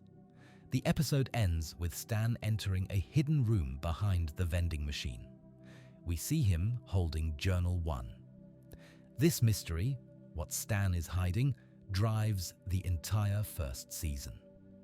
Rewatching Tourist Trapped after finishing the series is revelatory. Everything is there from the beginning. Gideon Gleeful appears as a child psychic running his own tent show. He's presented as a rival to Stan, another showman competing for tourists. But Gideon is darker than he appears. Gideon has Journal 2. He's been using its power for personal gain.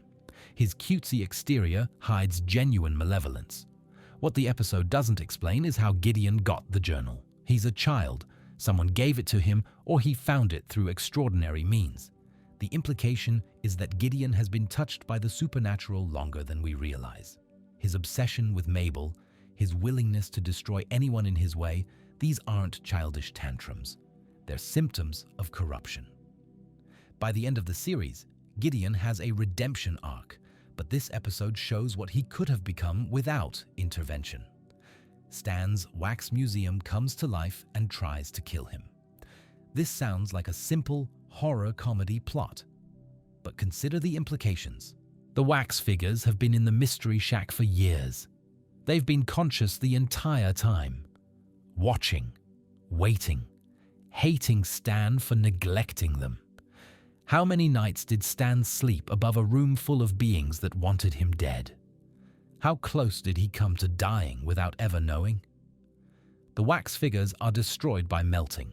It's played for laughs, but these were conscious beings. Primitive, yes, but aware. Stan technically commits multiple murders in this episode. The show doesn't dwell on this. It's a comedy episode, but the horror undertones are real. Dipper goes to a haunted convenience store with Wendy and her teenage friends. On the surface, it's about Dipper trying to impress his crush. But Wendy shows real character here. She's the only teenager who takes the supernatural threat seriously. While her friends panic or freeze, Wendy stays calm. She figures out the ghost's weakness. She saves everyone. This hints at Wendy's future role. During Weirdmageddon, she's a resistance leader. She's effective, brave, competent. The inconveniencing plants those seeds. The episode also features Ma and Pa Duskerton, ghosts of elderly store owners who died waiting for their son to visit. Their backstory is genuinely sad. They became vengeful spirits because of loneliness and abandonment. Every monster in Gravity Falls has a story. Even the villains are tragic if you look closely enough. Dipper feels insecure about his masculinity. He seeks training from the Manitors, manly creatures obsessed with traditional manhood. The Manitors want Dipper to kill a creature called the Multi-Bear. Dipper refuses because the Multi-Bear isn't evil, it just has different taste in music. This episode directly critiques toxic masculinity. The Manitor's definition of manhood is shallow, about violence and dominance, not character or courage. Dipper learns that real strength is standing by your principles. Refusing to kill the innocent Multi-Bear takes more courage than following the crowd. For a children's show, this is surprisingly nuanced.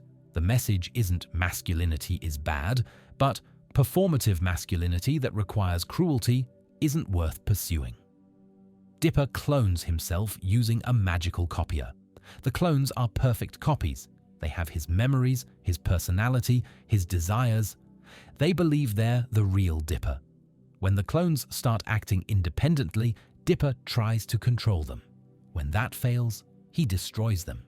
The episode plays this for comedy, but Dipper essentially creates and then murders beings identical to himself. The clones had consciousness, they had hopes, they died screaming. Is Dipper a murderer?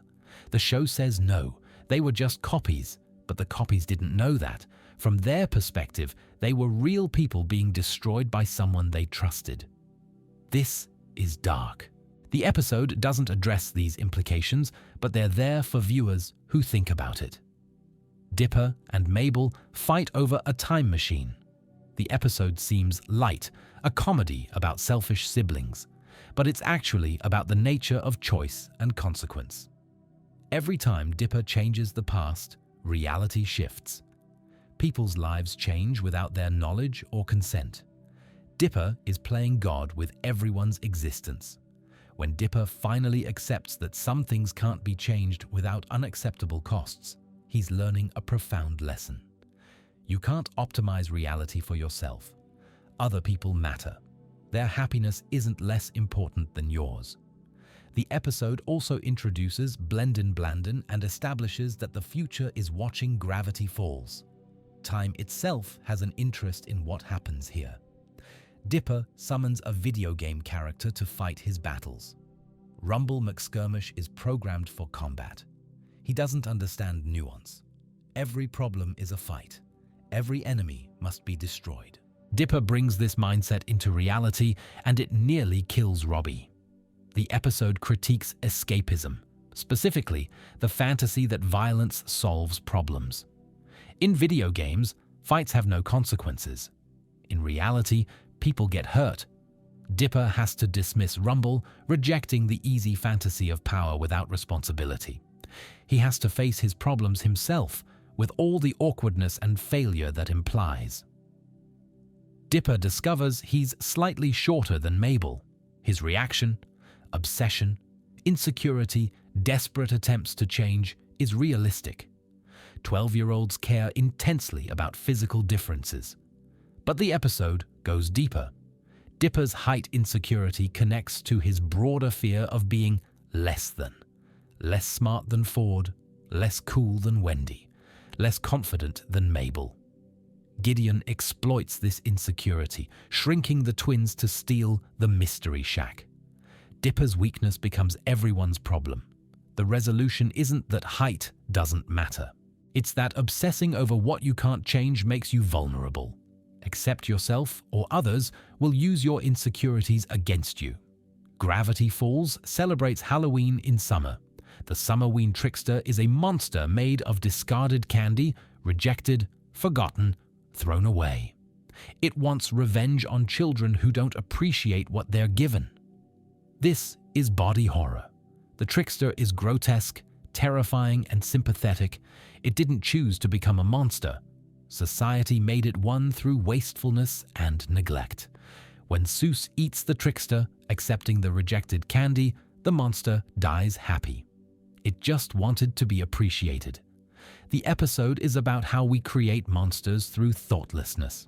The things we throw away don't disappear. They accumulate. They become something else. Mabel takes over the mystery shack for a day. Her idealistic management style fails. Without Stan's willingness to be harsh, the business falls apart. This could be a simple adults know best message. But the episode is more nuanced. Mabel's methods work for her team. They're happier. They just don't work for the business model. The real lesson is that different situations require different leadership styles. Kindness alone isn't enough. Neither is harshness. Wisdom is knowing when to apply each. Stan admits Mabel has qualities he lacks. It's rare for Stan to admit weakness. This moment shows his hidden respect for his great niece, a series of stories told while falling through the bottomless pit. Each story is told by a different character. Each story involves that character lying or exaggerating. The framing asks, can we trust any narrator? This is relevant to the entire show. We see Gravity Falls through the characters' perspectives. How much of what we've seen is accurate? The pit itself is fascinating. It's not actually bottomless, it loops. Time works differently inside. The pit is a metaphor for the show itself. You fall in, experience strange things, and emerge back where you started, changed. Mabel falls for a merman trapped in the town pool. She becomes obsessed, willing to abandon her brother, lie to her family, risk everything for someone she just met. This is the dark side of Mabel's romantic nature. She throws herself into crushes completely, losing perspective. The merman is literally incompatible with her. He's a fish person who needs water to survive, but she doesn't care. The episode ends happily, but the pattern it establishes is concerning. Mabel's romantic obsessiveness reappears throughout the series, each time causing problems. Dipper and Mabel swap bodies. Played for comedy, but consider the violation. Someone else is controlling your body. Your body is doing things without your consent. The episode doesn't dwell on this, but body autonomy is a serious theme. The body-swapping carpet is treated as a curiosity, but it's actually a tool for profound violation. Later in the episode, multiple characters swap, creating chaos. Old Man McGucket ends up in a pig's body. The violation multiplies. Everyone returns to normal, but the carpet still exists. Someone could use it maliciously. The threat isn't resolved, it's just postponed. Mabel discovers her favorite boy band are actually clones held in captivity. She frees them, then immediately starts controlling them herself. She treats them as pets, not people. She's become the captor she fought against. Meanwhile, Dipper discovers that Robbie used a subliminal message to make Wendy like him. He tells Wendy. She breaks up with Robbie. Both plots are about manipulation and consent. Both show characters, even sympathetic ones, treating others as means to ends rather than as people with agency. Mabel learns nothing from her experience. The clones escape into the wild. She's sad, but not remorseful. The episode lets her off easy. Pterodactyls take Waddles. Stan, who caused this by putting Waddles outside, must rescue him. This episode forces Stan to confront his selfishness. He dismissed Mabel's feelings about Waddles because he didn't understand them. His dismissal had consequences. The rescue mission shows Stan's courage and resourcefulness. He's good in a crisis. He just doesn't prevent crises because he doesn't think about others. By the end, Stan genuinely appreciates Waddles. Not because he understands the appeal, but because he sees how much Mabel loves the pig. Love doesn't require understanding, it requires respect. Bill Cipher appears for the first time. The episode presents Bill as threatening but containable. The characters beat him through teamwork and cleverness. They seem to have the measure of him. This is a trap. Bill lets them win. He's playing a longer game. His defeat lulls everyone into underestimating him. Rewatching this episode after Weirdmageddon is chilling. Bill's every line contains double meanings. His casual cruelty, he turns a kid into a mailbox, barely hints at his true capacity for horror. Remember, Bill says, I'll be watching you. He means it. Gideon takes over the Mystery Shack, The Pines family loses everything. This is a dark ending for a first season. The villain wins. The protagonists are homeless, defeated, driving away from the only home they've known this summer. The final image is Stan activating the portal under the destroyed shack. The reveal that he's been working towards something greater reframes the entire season. Everything we've watched has been prologue. The real story is just beginning. The government investigates Gravity Falls. Agents Powers and Trigger are played as jokes, bumbling bureaucrats in over their heads. But their presence implies something larger. Someone sent them. Someone knows Gravity Falls is weird. There's an infrastructure for investigating supernatural phenomena. This is never explored. The agents are zombified by the end of the episode, their memories presumably erased. But the questions remain. How much does the government know? How long have they known? What other towns are they watching? Dipper confesses his feelings for Wendy, then immediately has to fight a shape-shifting monster. The juxtaposition is intentional. Romantic vulnerability and physical vulnerability in the same episode. Both require courage. Both carry risk of rejection. Wendy's response to Dipper's confession is kind. She doesn't share his feelings, but she values him. The relationship survives the awkwardness. This is healthy modeling for the show's audience. Confessing feelings is scary. Rejection hurts.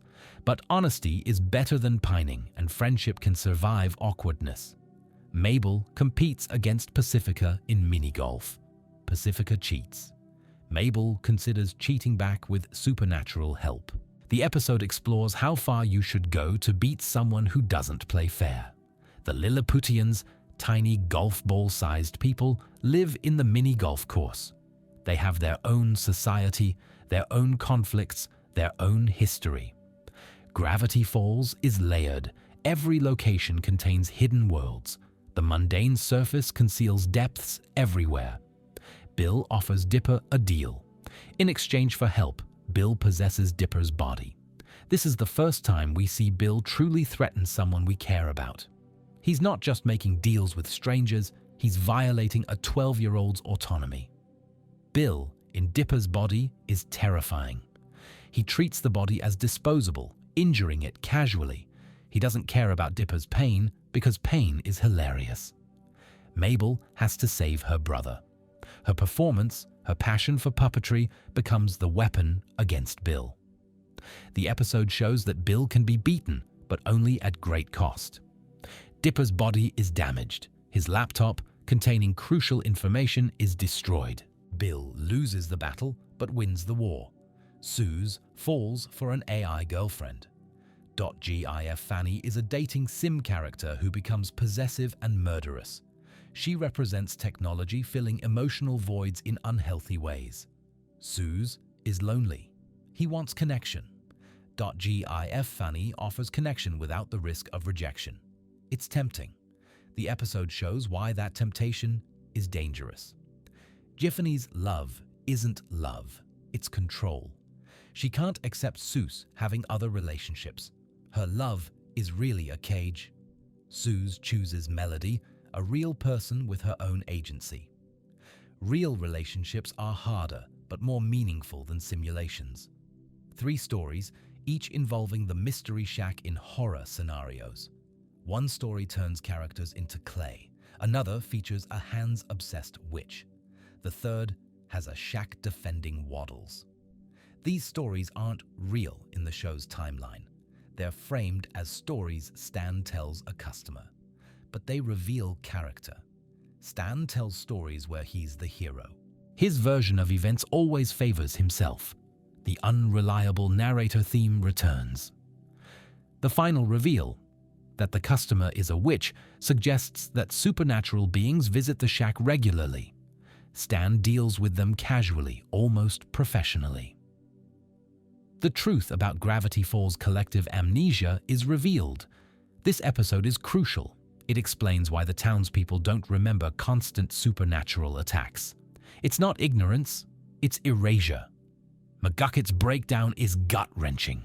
He invented the memory gun. He used it on himself until nothing was left. His genius built the instrument of his own destruction. The gun is destroyed, but the damage remains. Decades of erased memories can't be recovered. The townspeople have gaps in their lives they'll never fill.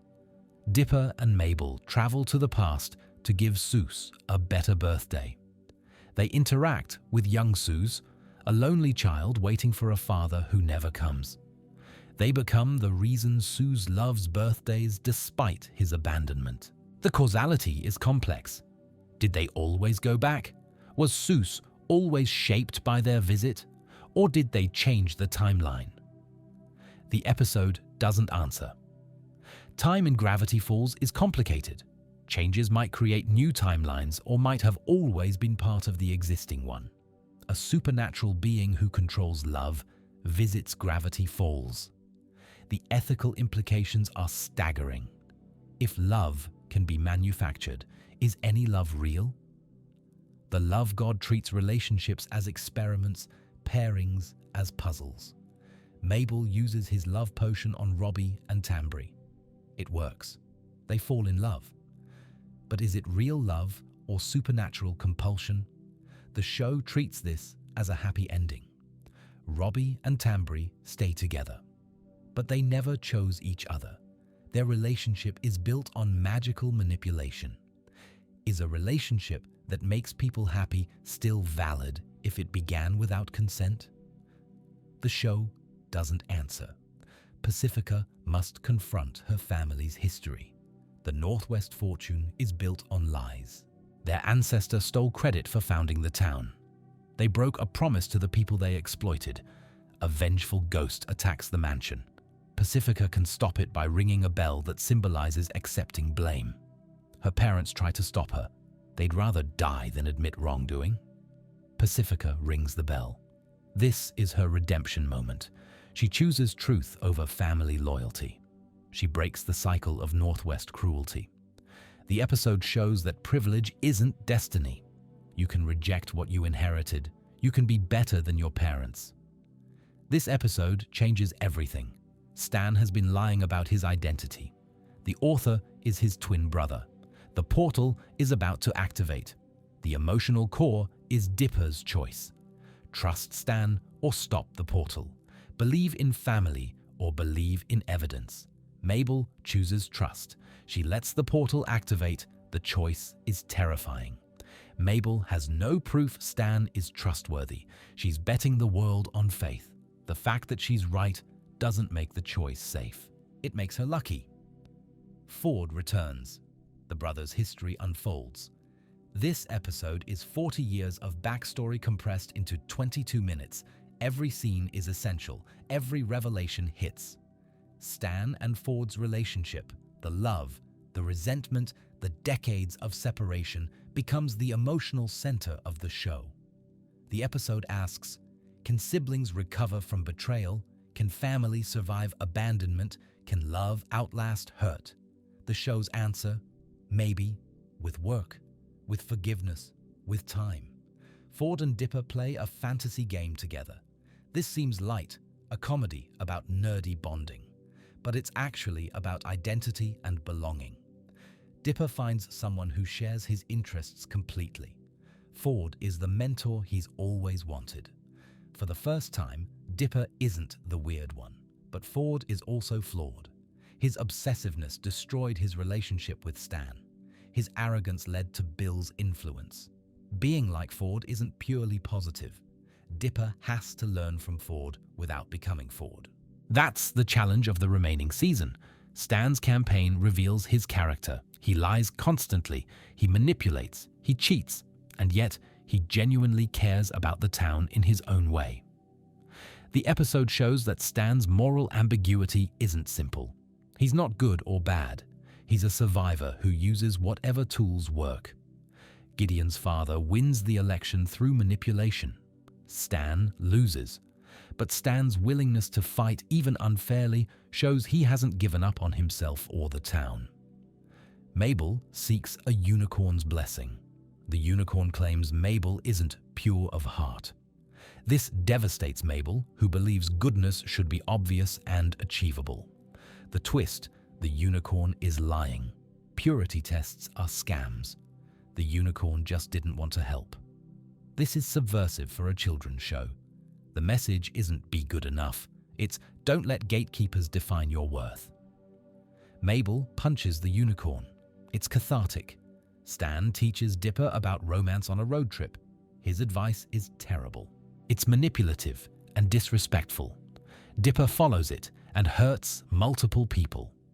The episode shows that Stan's relationship with women, formed in a different era, shaped by his conman life, isn't a model to follow.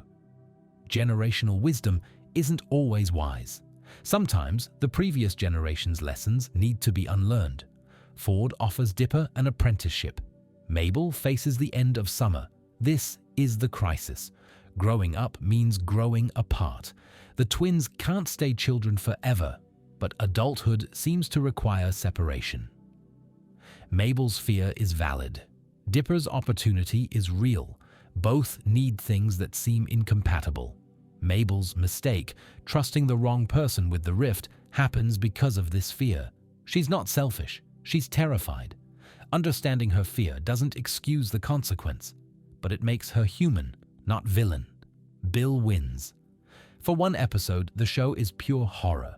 Bill transforms Gravity Falls into nightmare. Characters we love are turned to stone, imprisoned, warped. The episode doesn't pull punches. This is the worst-case scenario. Everything our heroes feared has happened. Yet Dipper survives. He's not captured. There's still hope, but it's thin. Dipper enters Mabel's prison. Mabeland is perfect happiness, eternal summer, no consequences, everything Mabel wants. Escaping requires Mabel to accept that reality is better than fantasy. That's a hard sell when reality includes apocalypse. Dipper's argument: fantasy isn't real, so it can't really satisfy. Only real experiences have meaning. Mabel chooses reality. She leaves paradise for apocalypse. That's incredibly brave. The final battle. The cipher wheel fails because of human weakness. Stan sacrifices his memories. Bill is destroyed. Every plot thread converges. Every character gets a moment. The show earns its ending.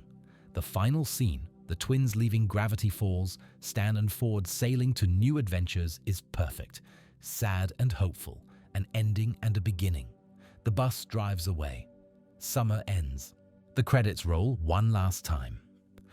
The finale was originally going to be released as separate episodes but was combined into a 1-hour special.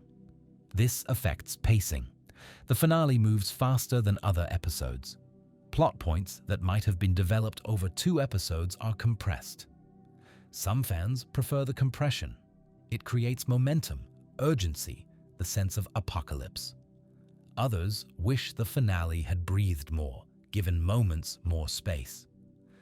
The decision was partly practical. Disney's scheduling, the show's end date, but it shaped the conclusion we got. Gravity Falls episode titles often contain wordplay or hidden meanings. The hand that rocks the Mabel references both Gideon's manipulation and the phrase, "The hand that rocks the cradle rules the world." Dreamscaperers combines dream and escapers, appropriate for an episode about entering dreams. Not what he seems is the simplest but most powerful. 4 words that summarize Stan's entire character arc. The titles were chosen carefully. They're part of the puzzle. Gravity Falls uses cold opens, scenes before the opening theme, to establish tone. Some cold opens are comedic, setting up a light episode. Others are ominous, warning viewers that something dark approaches. The cold open of Not What He Seems shows government agents closing in on the Mystery Shack. Before the theme even plays, we know this episode is different. Cold opens are promises. They tell you what kind of story you're about to experience. Gravity Falls episodes are 22 minutes. That's not much time. The show developed a distinct pacing philosophy. Start fast, Develop in the middle, end with impact. No time is wasted. Every scene serves the plot or character development. This pacing came from necessity. There was so much story to tell in so little time, but it became a strength. Episodes feel dense, rewarding, worth rewatching. The background artists hid jokes and references throughout the show. Books on shelves have readable titles. Posters contain full text. Newspapers have actual articles. One newspaper headline reads, "Local child mayor impeached." Another mentions, "Floating eyeballs spotted." These background details create a world that continues beyond the frame. Fans have spent years cataloging every readable sign, every background poster. The complete list is staggering. Gravity Falls' sound design was deliberately crafted. The forest has distinct ambient sounds. The Mystery Shack creaks in specific ways.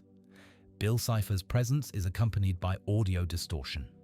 Sound tells you where you are and what's happening even before the visuals do. Close your eyes during certain scenes and you can still follow the story. Composer Brad Breek created distinct musical themes for characters and locations. Stan has a playful, slightly shady theme. Ford's theme is more mysterious, more serious. Bill has a ragtime-influenced theme that becomes increasingly distorted as his true nature emerges.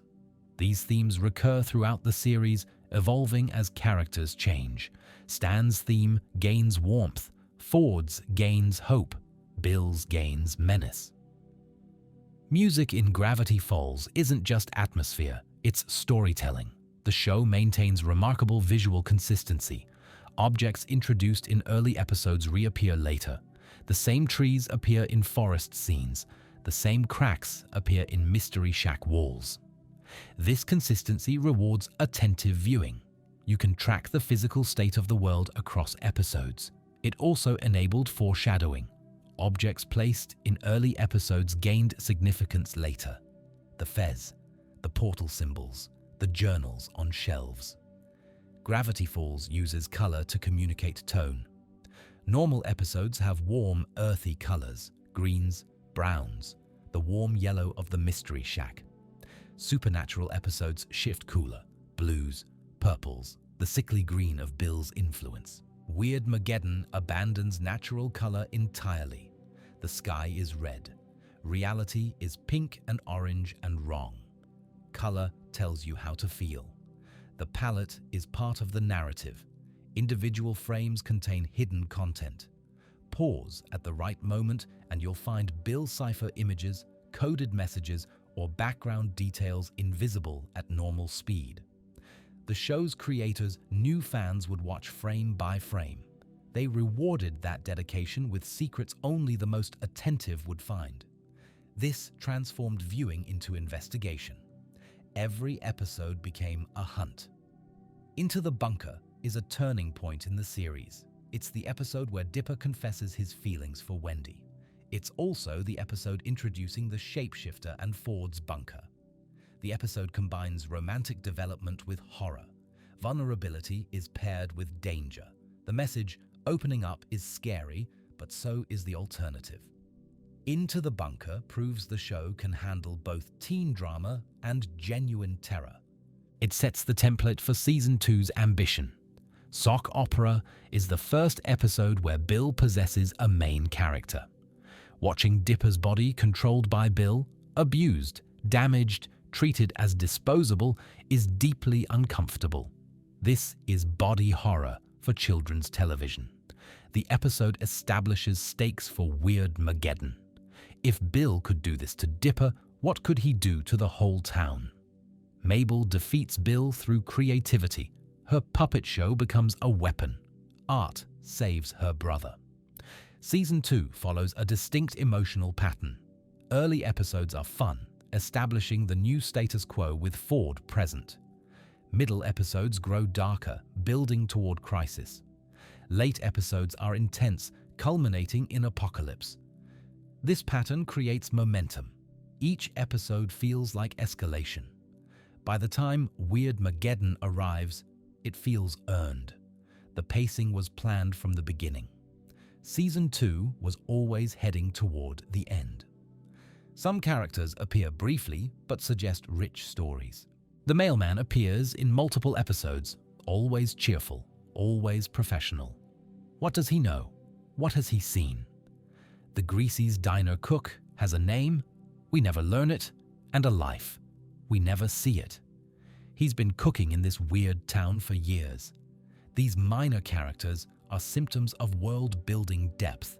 The show created more than it showed. The last Mabelcorn is crucial for understanding Ford's character. We see Ford's memories of Bill. We understand his trauma. We learn why he's paranoid, secretive, afraid. The episode also critiques purity tests. Mabel learns that gatekeepers lie, that worthiness isn't objective, that self-appointed judges often judge unfairly. Both plots connect thematically. Ford was judged unworthy by those he trusted. Bill betrayed him. Mabel faces similar judgment from the unicorn. Northwest Mansion. Mystery is the show's most direct critique of wealth and privilege. The Northwests built their fortune on lies. They exploit workers, break promises, and maintain their status through deception. Pacifica's choice to ring the bell, to reject her family's legacy, is revolutionary. She chooses truth over inheritance. The episode suggests that privilege creates moral blindness. The Northwests can't see their own evil because wealth insulates them from consequences. Roadside Attraction is often considered a weaker episode. It comes late in the season after serious episodes and feels lighter. But the episode serves a purpose. It's a breath before the storm. It reminds us what normal life looks like before Weirdmageddon destroys everything. The episode also critiques Stan's approach to relationships. His advice to Dipper is bad advice. The show acknowledges that even beloved characters can be wrong. We've walked through the entire series. If you're falling asleep, rest here. You've completed the deep dive. If you're still with me, one final tier remains. The conclusion, what it all means. Somewhere in Gravity Falls, the end is near. Rest now if you need to. Welcome back. We've gone deeper than most ever go. We've examined plot and production, codes and theories, episodes and moments. Now let's surface. Let's talk about what Gravity Falls means beyond itself. Gravity Falls arrived at a specific cultural moment. In 2012, animation was changing. Adventure Time had proven that children's shows could be weird and serialized. Regular Show had shown that absurdist humor could succeed. Gravity Falls built on these foundations while offering something distinct: mystery, active engagement, a show that demanded participation. For viewers who grew up with Gravity Falls, the show taught them how to watch television differently. Pay attention. Look for patterns. Trust that complexity will be rewarded. A generation of viewers came of age with this show. They were 12 when Dipper and Mabel were 12. They grew up alongside the characters. The show's themes, growing up, leaving childhood, maintaining family bonds through change, mapped onto their own lives. This created profound attachment. Gravity Falls wasn't just entertainment, it was a companion through adolescence. Gravity Falls values intelligence, but not just one kind. Dipper is book smart, analytical, obsessive. Ford is the same, amplified. They represent academic intelligence. Mabel is emotionally intelligent, creative, intuitive. Stan is street smart, adaptable, pragmatic. The show never suggests one type is superior. All four are necessary. The family needs all of them to survive. This is radical for children's television, which often privileges academic achievement. Gravity Falls says, there are many ways to be smart. They're all valuable. Characters in Gravity Falls fail constantly. Dipper's plans backfire. Mabel's optimism creates problems. Stan's lies catch up with him. Ford's arrogance enables Bill. Failure isn't punished with permanent consequences. It's treated as learning opportunity. Characters fail, reflect, and grow. This models healthy relationship with failure. Mistakes aren't catastrophic, they're part of development. Gravity Falls presents a complex view of family. Family hurts each other. Stan and Ford's rift lasted 30 years. Family lies to each other. Stan's entire identity was a deception, but family also saves each other. Stan sacrificed his memories for Ford. The twins chose reality over fantasy to save each other. The message isn't family is perfect. It's family is worth fighting for despite imperfection. The show's approach to mystery is philosophical. Some mysteries are solved. The author's identity, Bill's nature, the portal's purpose. Some mysteries remain open. The origin of the weirdness, the axolotl's full significance, what happens after the show ends. The show suggests that mystery is valuable in itself. Not knowing everything is okay. Wonder requires some darkness at the edges. Gravity Falls ended by choice, not cancellation. This makes the ending meaningful in a way forced conclusions never are. Hirsch chose when to stop. The story reached its natural end. The ending isn't perfect. Some fans wanted more darkness, more consequences. Some wanted more resolution, more answers. But the ending is intentional. Every choice was made deliberately. The show ended the way its creator wanted it to end. After the show ended, Gravity Falls continued through other media. Journal 3 expanded the lore. Lost Legends provided new stories. The statue hunt extended the experience into reality. These materials suggest the show isn't truly over. New content could always appear. The world continues to exist. The fan community has kept Gravity Falls alive for years after its ending. New fans discover the show constantly. They go through the same journey, watching, theorizing, discovering codes, finding community. The experience is repeatable. The show doesn't age.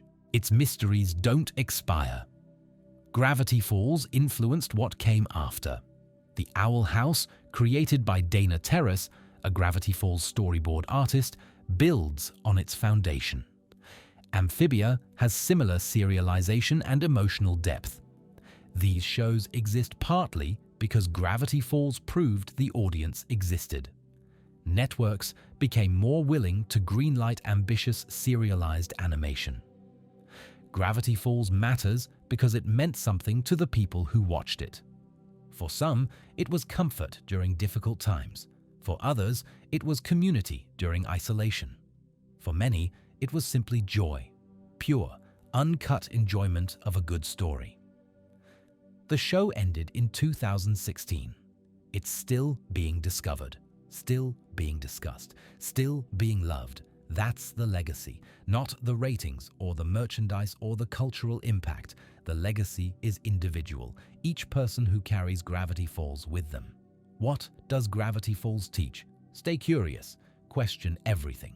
Trust the people you love, even when they disappoint you. Growing up is inevitable. Loss is real. But so is wonder. So is connection.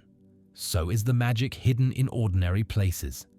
The show is a reminder that the world is stranger than it appears, that paying attention reveals secrets, that stories matter. Gravity Falls is fiction, but the truths it tells are real. We've reached the final tier. If you're falling asleep, rest here.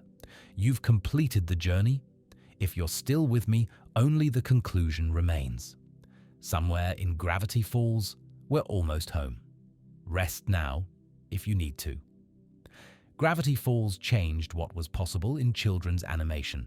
Before Gravity Falls, serialized storytelling in kids' shows was rare. Episodes were designed to stand alone. Status quo was maintained. Gravity Falls proved that young audiences could follow complex mythology. They could remember details across seasons. They could engage with puzzles and codes and ARGs. After Gravity Falls, shows like Steven Universe pushed serialization further. The Owl House, created by Gravity Falls alumnus Dana Terrace, built on its foundation. Amphibia told multi-season arcs with similar ambition. The landscape of animation changed. Gravity Falls was one of the catalysts. Gravity Falls created one of the most dedicated fan communities in animation history. Fans decoded ciphers together. They traveled to forests to find statues. They wrote thousands of stories, created millions of artworks, kept the show alive years after it ended. This community is still active. New fans discover the show and find existing communities ready to welcome them. The relationship between creator and fans was unusually direct. Alex Hirsch engaged with theories, acknowledged fan discoveries, hid Easter eggs specifically for the community. This isn't normal. Most shows maintain distance between creator and audience. Gravity Falls felt like a collaboration. At its core, Gravity Falls is about growing up. Dipper and Mabel are 12. They're on the edge of adolescence. Summer is their last gasp of childhood freedom. The supernatural elements externalize internal struggles. Fighting monsters is facing fears. Solving mysteries is understanding a confusing world. Saving family is learning that relationships require work. The show doesn't pretend growing up is easy. It's scary. You lose things, innocence, certainty, the comfort of childhood, but you gain things too. Agency, understanding, the ability to protect what you love. This message resonates because it's honest. The show respects its audience enough to tell the truth about growing up. Gravity Falls is about family, not idealized family, real family. Family that hurts each other, lies to each other, fails each other. Stan and Ford's relationship is a 30-year wound. They love each other and resent each other. They sacrifice for each other and betray each other. Dipper and Mabel face the same tension in miniature. They're different people. Their needs conflict. Growing up might pull them apart. The show's answer isn't that family is easy. It's that family is worth fighting for. You work through the hurt because the connection matters. The mysteries in Gravity Falls aren't just puzzles. They're metaphors. What is the journal? Knowledge, the power it grants, the danger it poses. What is Bill? Chaos. The allure of easy answers, the destruction that follows. What is the portal? Obsession. The lengths we go for the people we love. The show works as entertainment without understanding these metaphors, but understanding them deepens the experience. Gravity Falls leaves questions unanswered. What exactly is Bill? Where did the weirdness originate? What happens after the show ends? These gaps aren't failures, they're features.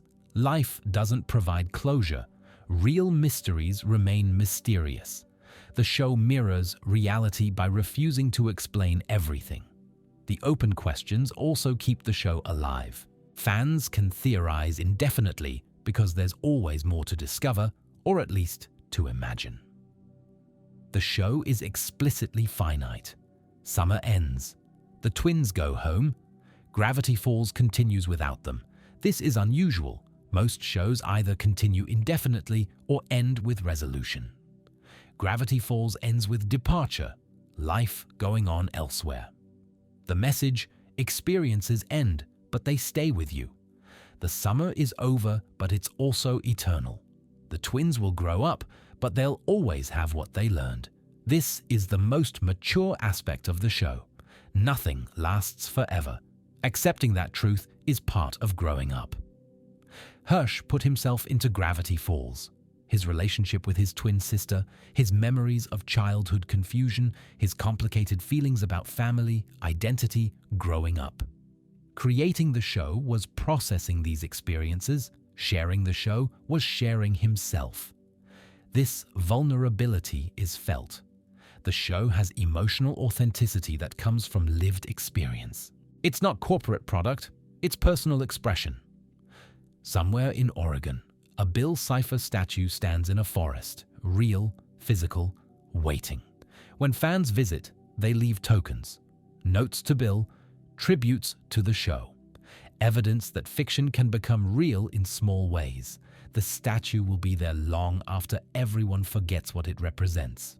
Future hikers will find it and wonder what it means. That's a kind of immortality. The show ends, but the monument remains. Gravity Falls matters because it meant something to the people who watched it. For some, it was comfort during difficult times. For others, it was community during isolation. For many, it was simply joy, pure, uncut enjoyment of a good story. The show ended in 2016. It's still being discovered, still being discussed, still being loved. That's the legacy, not the ratings or the merchandise or the cultural impact. The legacy is individual, each person who carries Gravity Falls with them. We've reached the final tier. If you're falling asleep, rest here. You've completed the journey. If you're still with me, only the conclusion remains. Somewhere in Gravity Falls, we're almost home. Rest now if you need to. Welcome back to the final tier before we conclude. Before we surface completely, let's talk about something unique to Gravity Falls: the experience of being a fan. This show created a different relationship between viewer and content. Understanding that relationship helps understand why Gravity Falls matters so much to so many people. During the show's original run, fans decoded messages as episodes aired. Within hours of broadcast, communities had solved the episode's ciphers. Theories emerged. Connections were drawn. This created shared discovery. You weren't just watching a show, you were participating in a collective investigation. The experience was social in a way television rarely is. Gravity Falls' active years coincided with peak internet forum culture. Tumblr, Reddit, dedicated fan forums. These spaces buzzed with theory and analysis. Every episode generated thousands of posts. Some theories were wrong. Some were right. The process of theorizing mattered more than the conclusions. Gravity Falls had long breaks between episodes and seasons.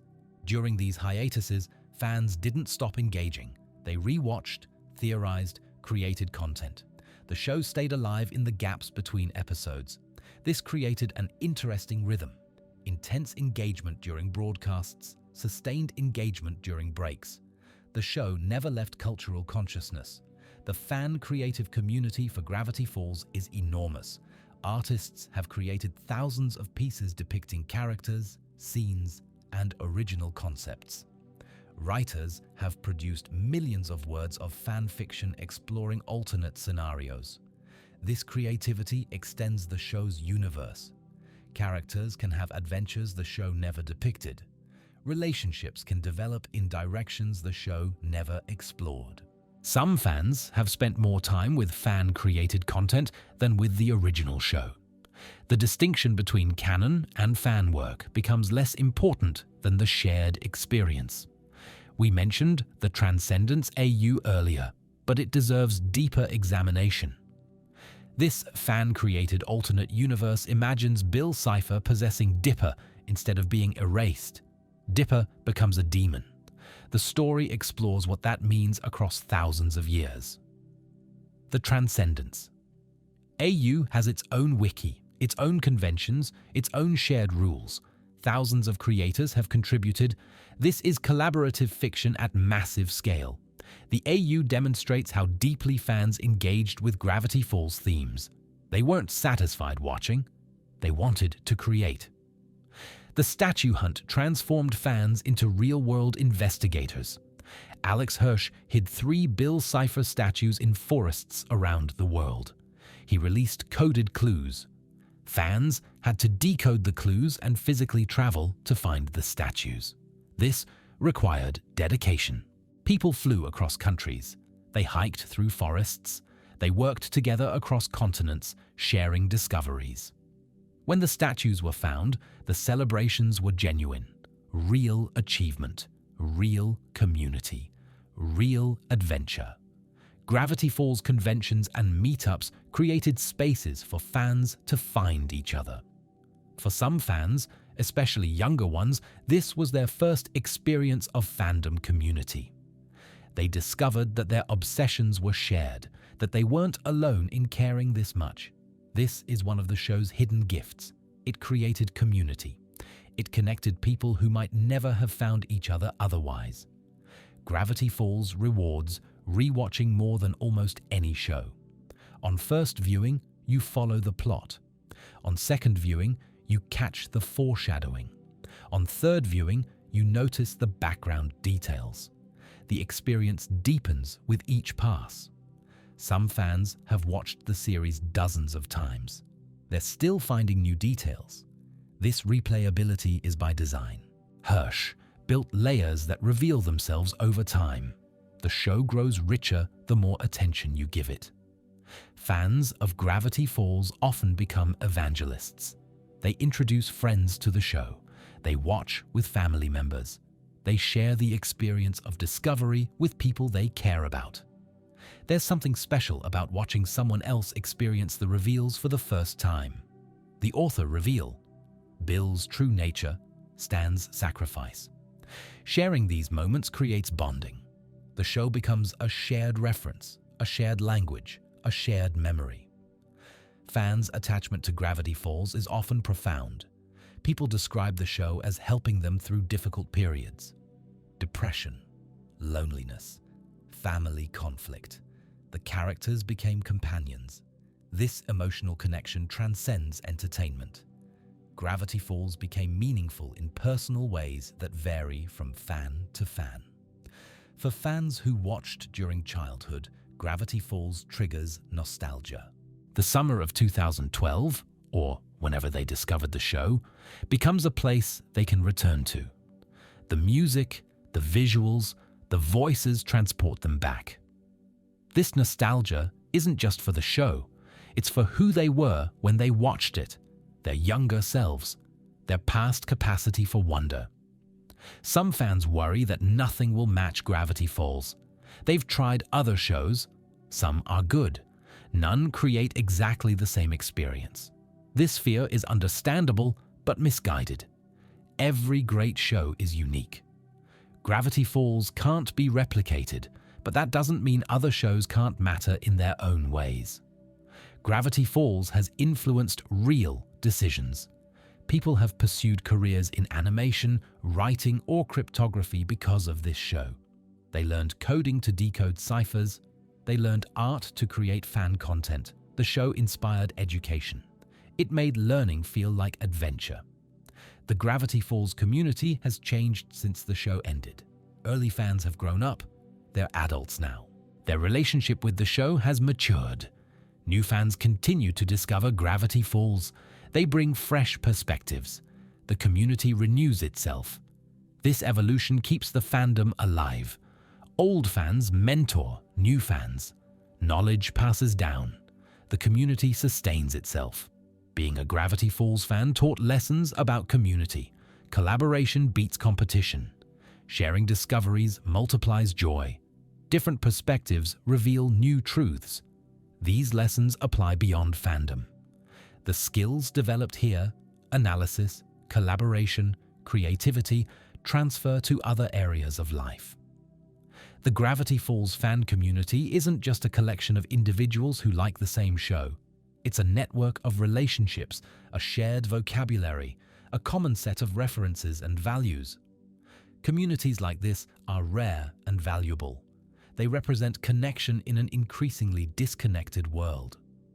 Even now, years after the show ended, new details emerge. Someone notices a background symbol they never saw before. Someone connects two plot points in a new way.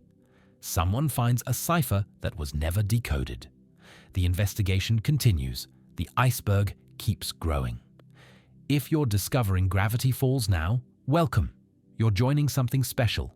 A community that spans years, that crosses continents, that connects strangers through shared wonder. Take your time with the show. Pause to look at backgrounds.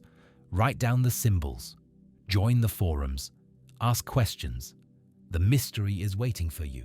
We're glad you're here. We've examined the complete fan experience. If you're falling asleep, rest here. You've gone all the way down and back up. If you're still with me, one final piece remains. The conclusion proper. The goodbye. Somewhere in Gravity Falls, the end has arrived. Rest now, if you need to. We've been in the depths for hours now. We started at the surface, the basic facts that anyone knows. We dove through the hidden codes, the production secrets, the theories, the obscure lore. We examined individual episodes. We discussed legacy and meaning. And now we're coming back up. Gravity Falls is a show about mysteries, but it's not really about solving them. It's about living with them. Dipper wants to understand everything. He needs to know. The uncertainty drives him crazy. By the end of the show, he's learned to accept that some things can't be known. The journal has blank pages. The forest has depths he'll never explore. And that's okay. The iceberg chart is the same way. No matter how deep we go, there's always something beneath us. Another theory, another hidden code, another layer we haven't reached. That's not failure, that's wonder. Alex Hirsch created a world that rewards investigation. Every frame contains secrets. Every line might be a clue. He invited his audience to participate, to dig, to discover. And we did. Thousands of people spent years exploring Gravity Falls. They decoded messages at midnight. They traveled to forests to find statues. They built communities around shared curiosity. The show ended in 2016. The exploration hasn't stopped. New fans discover Gravity Falls every day. They start at the surface, a quirky cartoon about weird summer adventures, and they keep going down. They find the codes, they read the theories, they become part of the mystery. The iceberg grows. The show taught us something about how to engage with stories. Don't just consume passively. Participate, question, investigate. The story you're told is only the beginning. The story you discover is the treasure. This applies beyond Gravity Falls. Every story has depths. Every creator hides things for attentive audiences to find. The habit of looking closely, of asking, "What else is here?" enriches all fiction.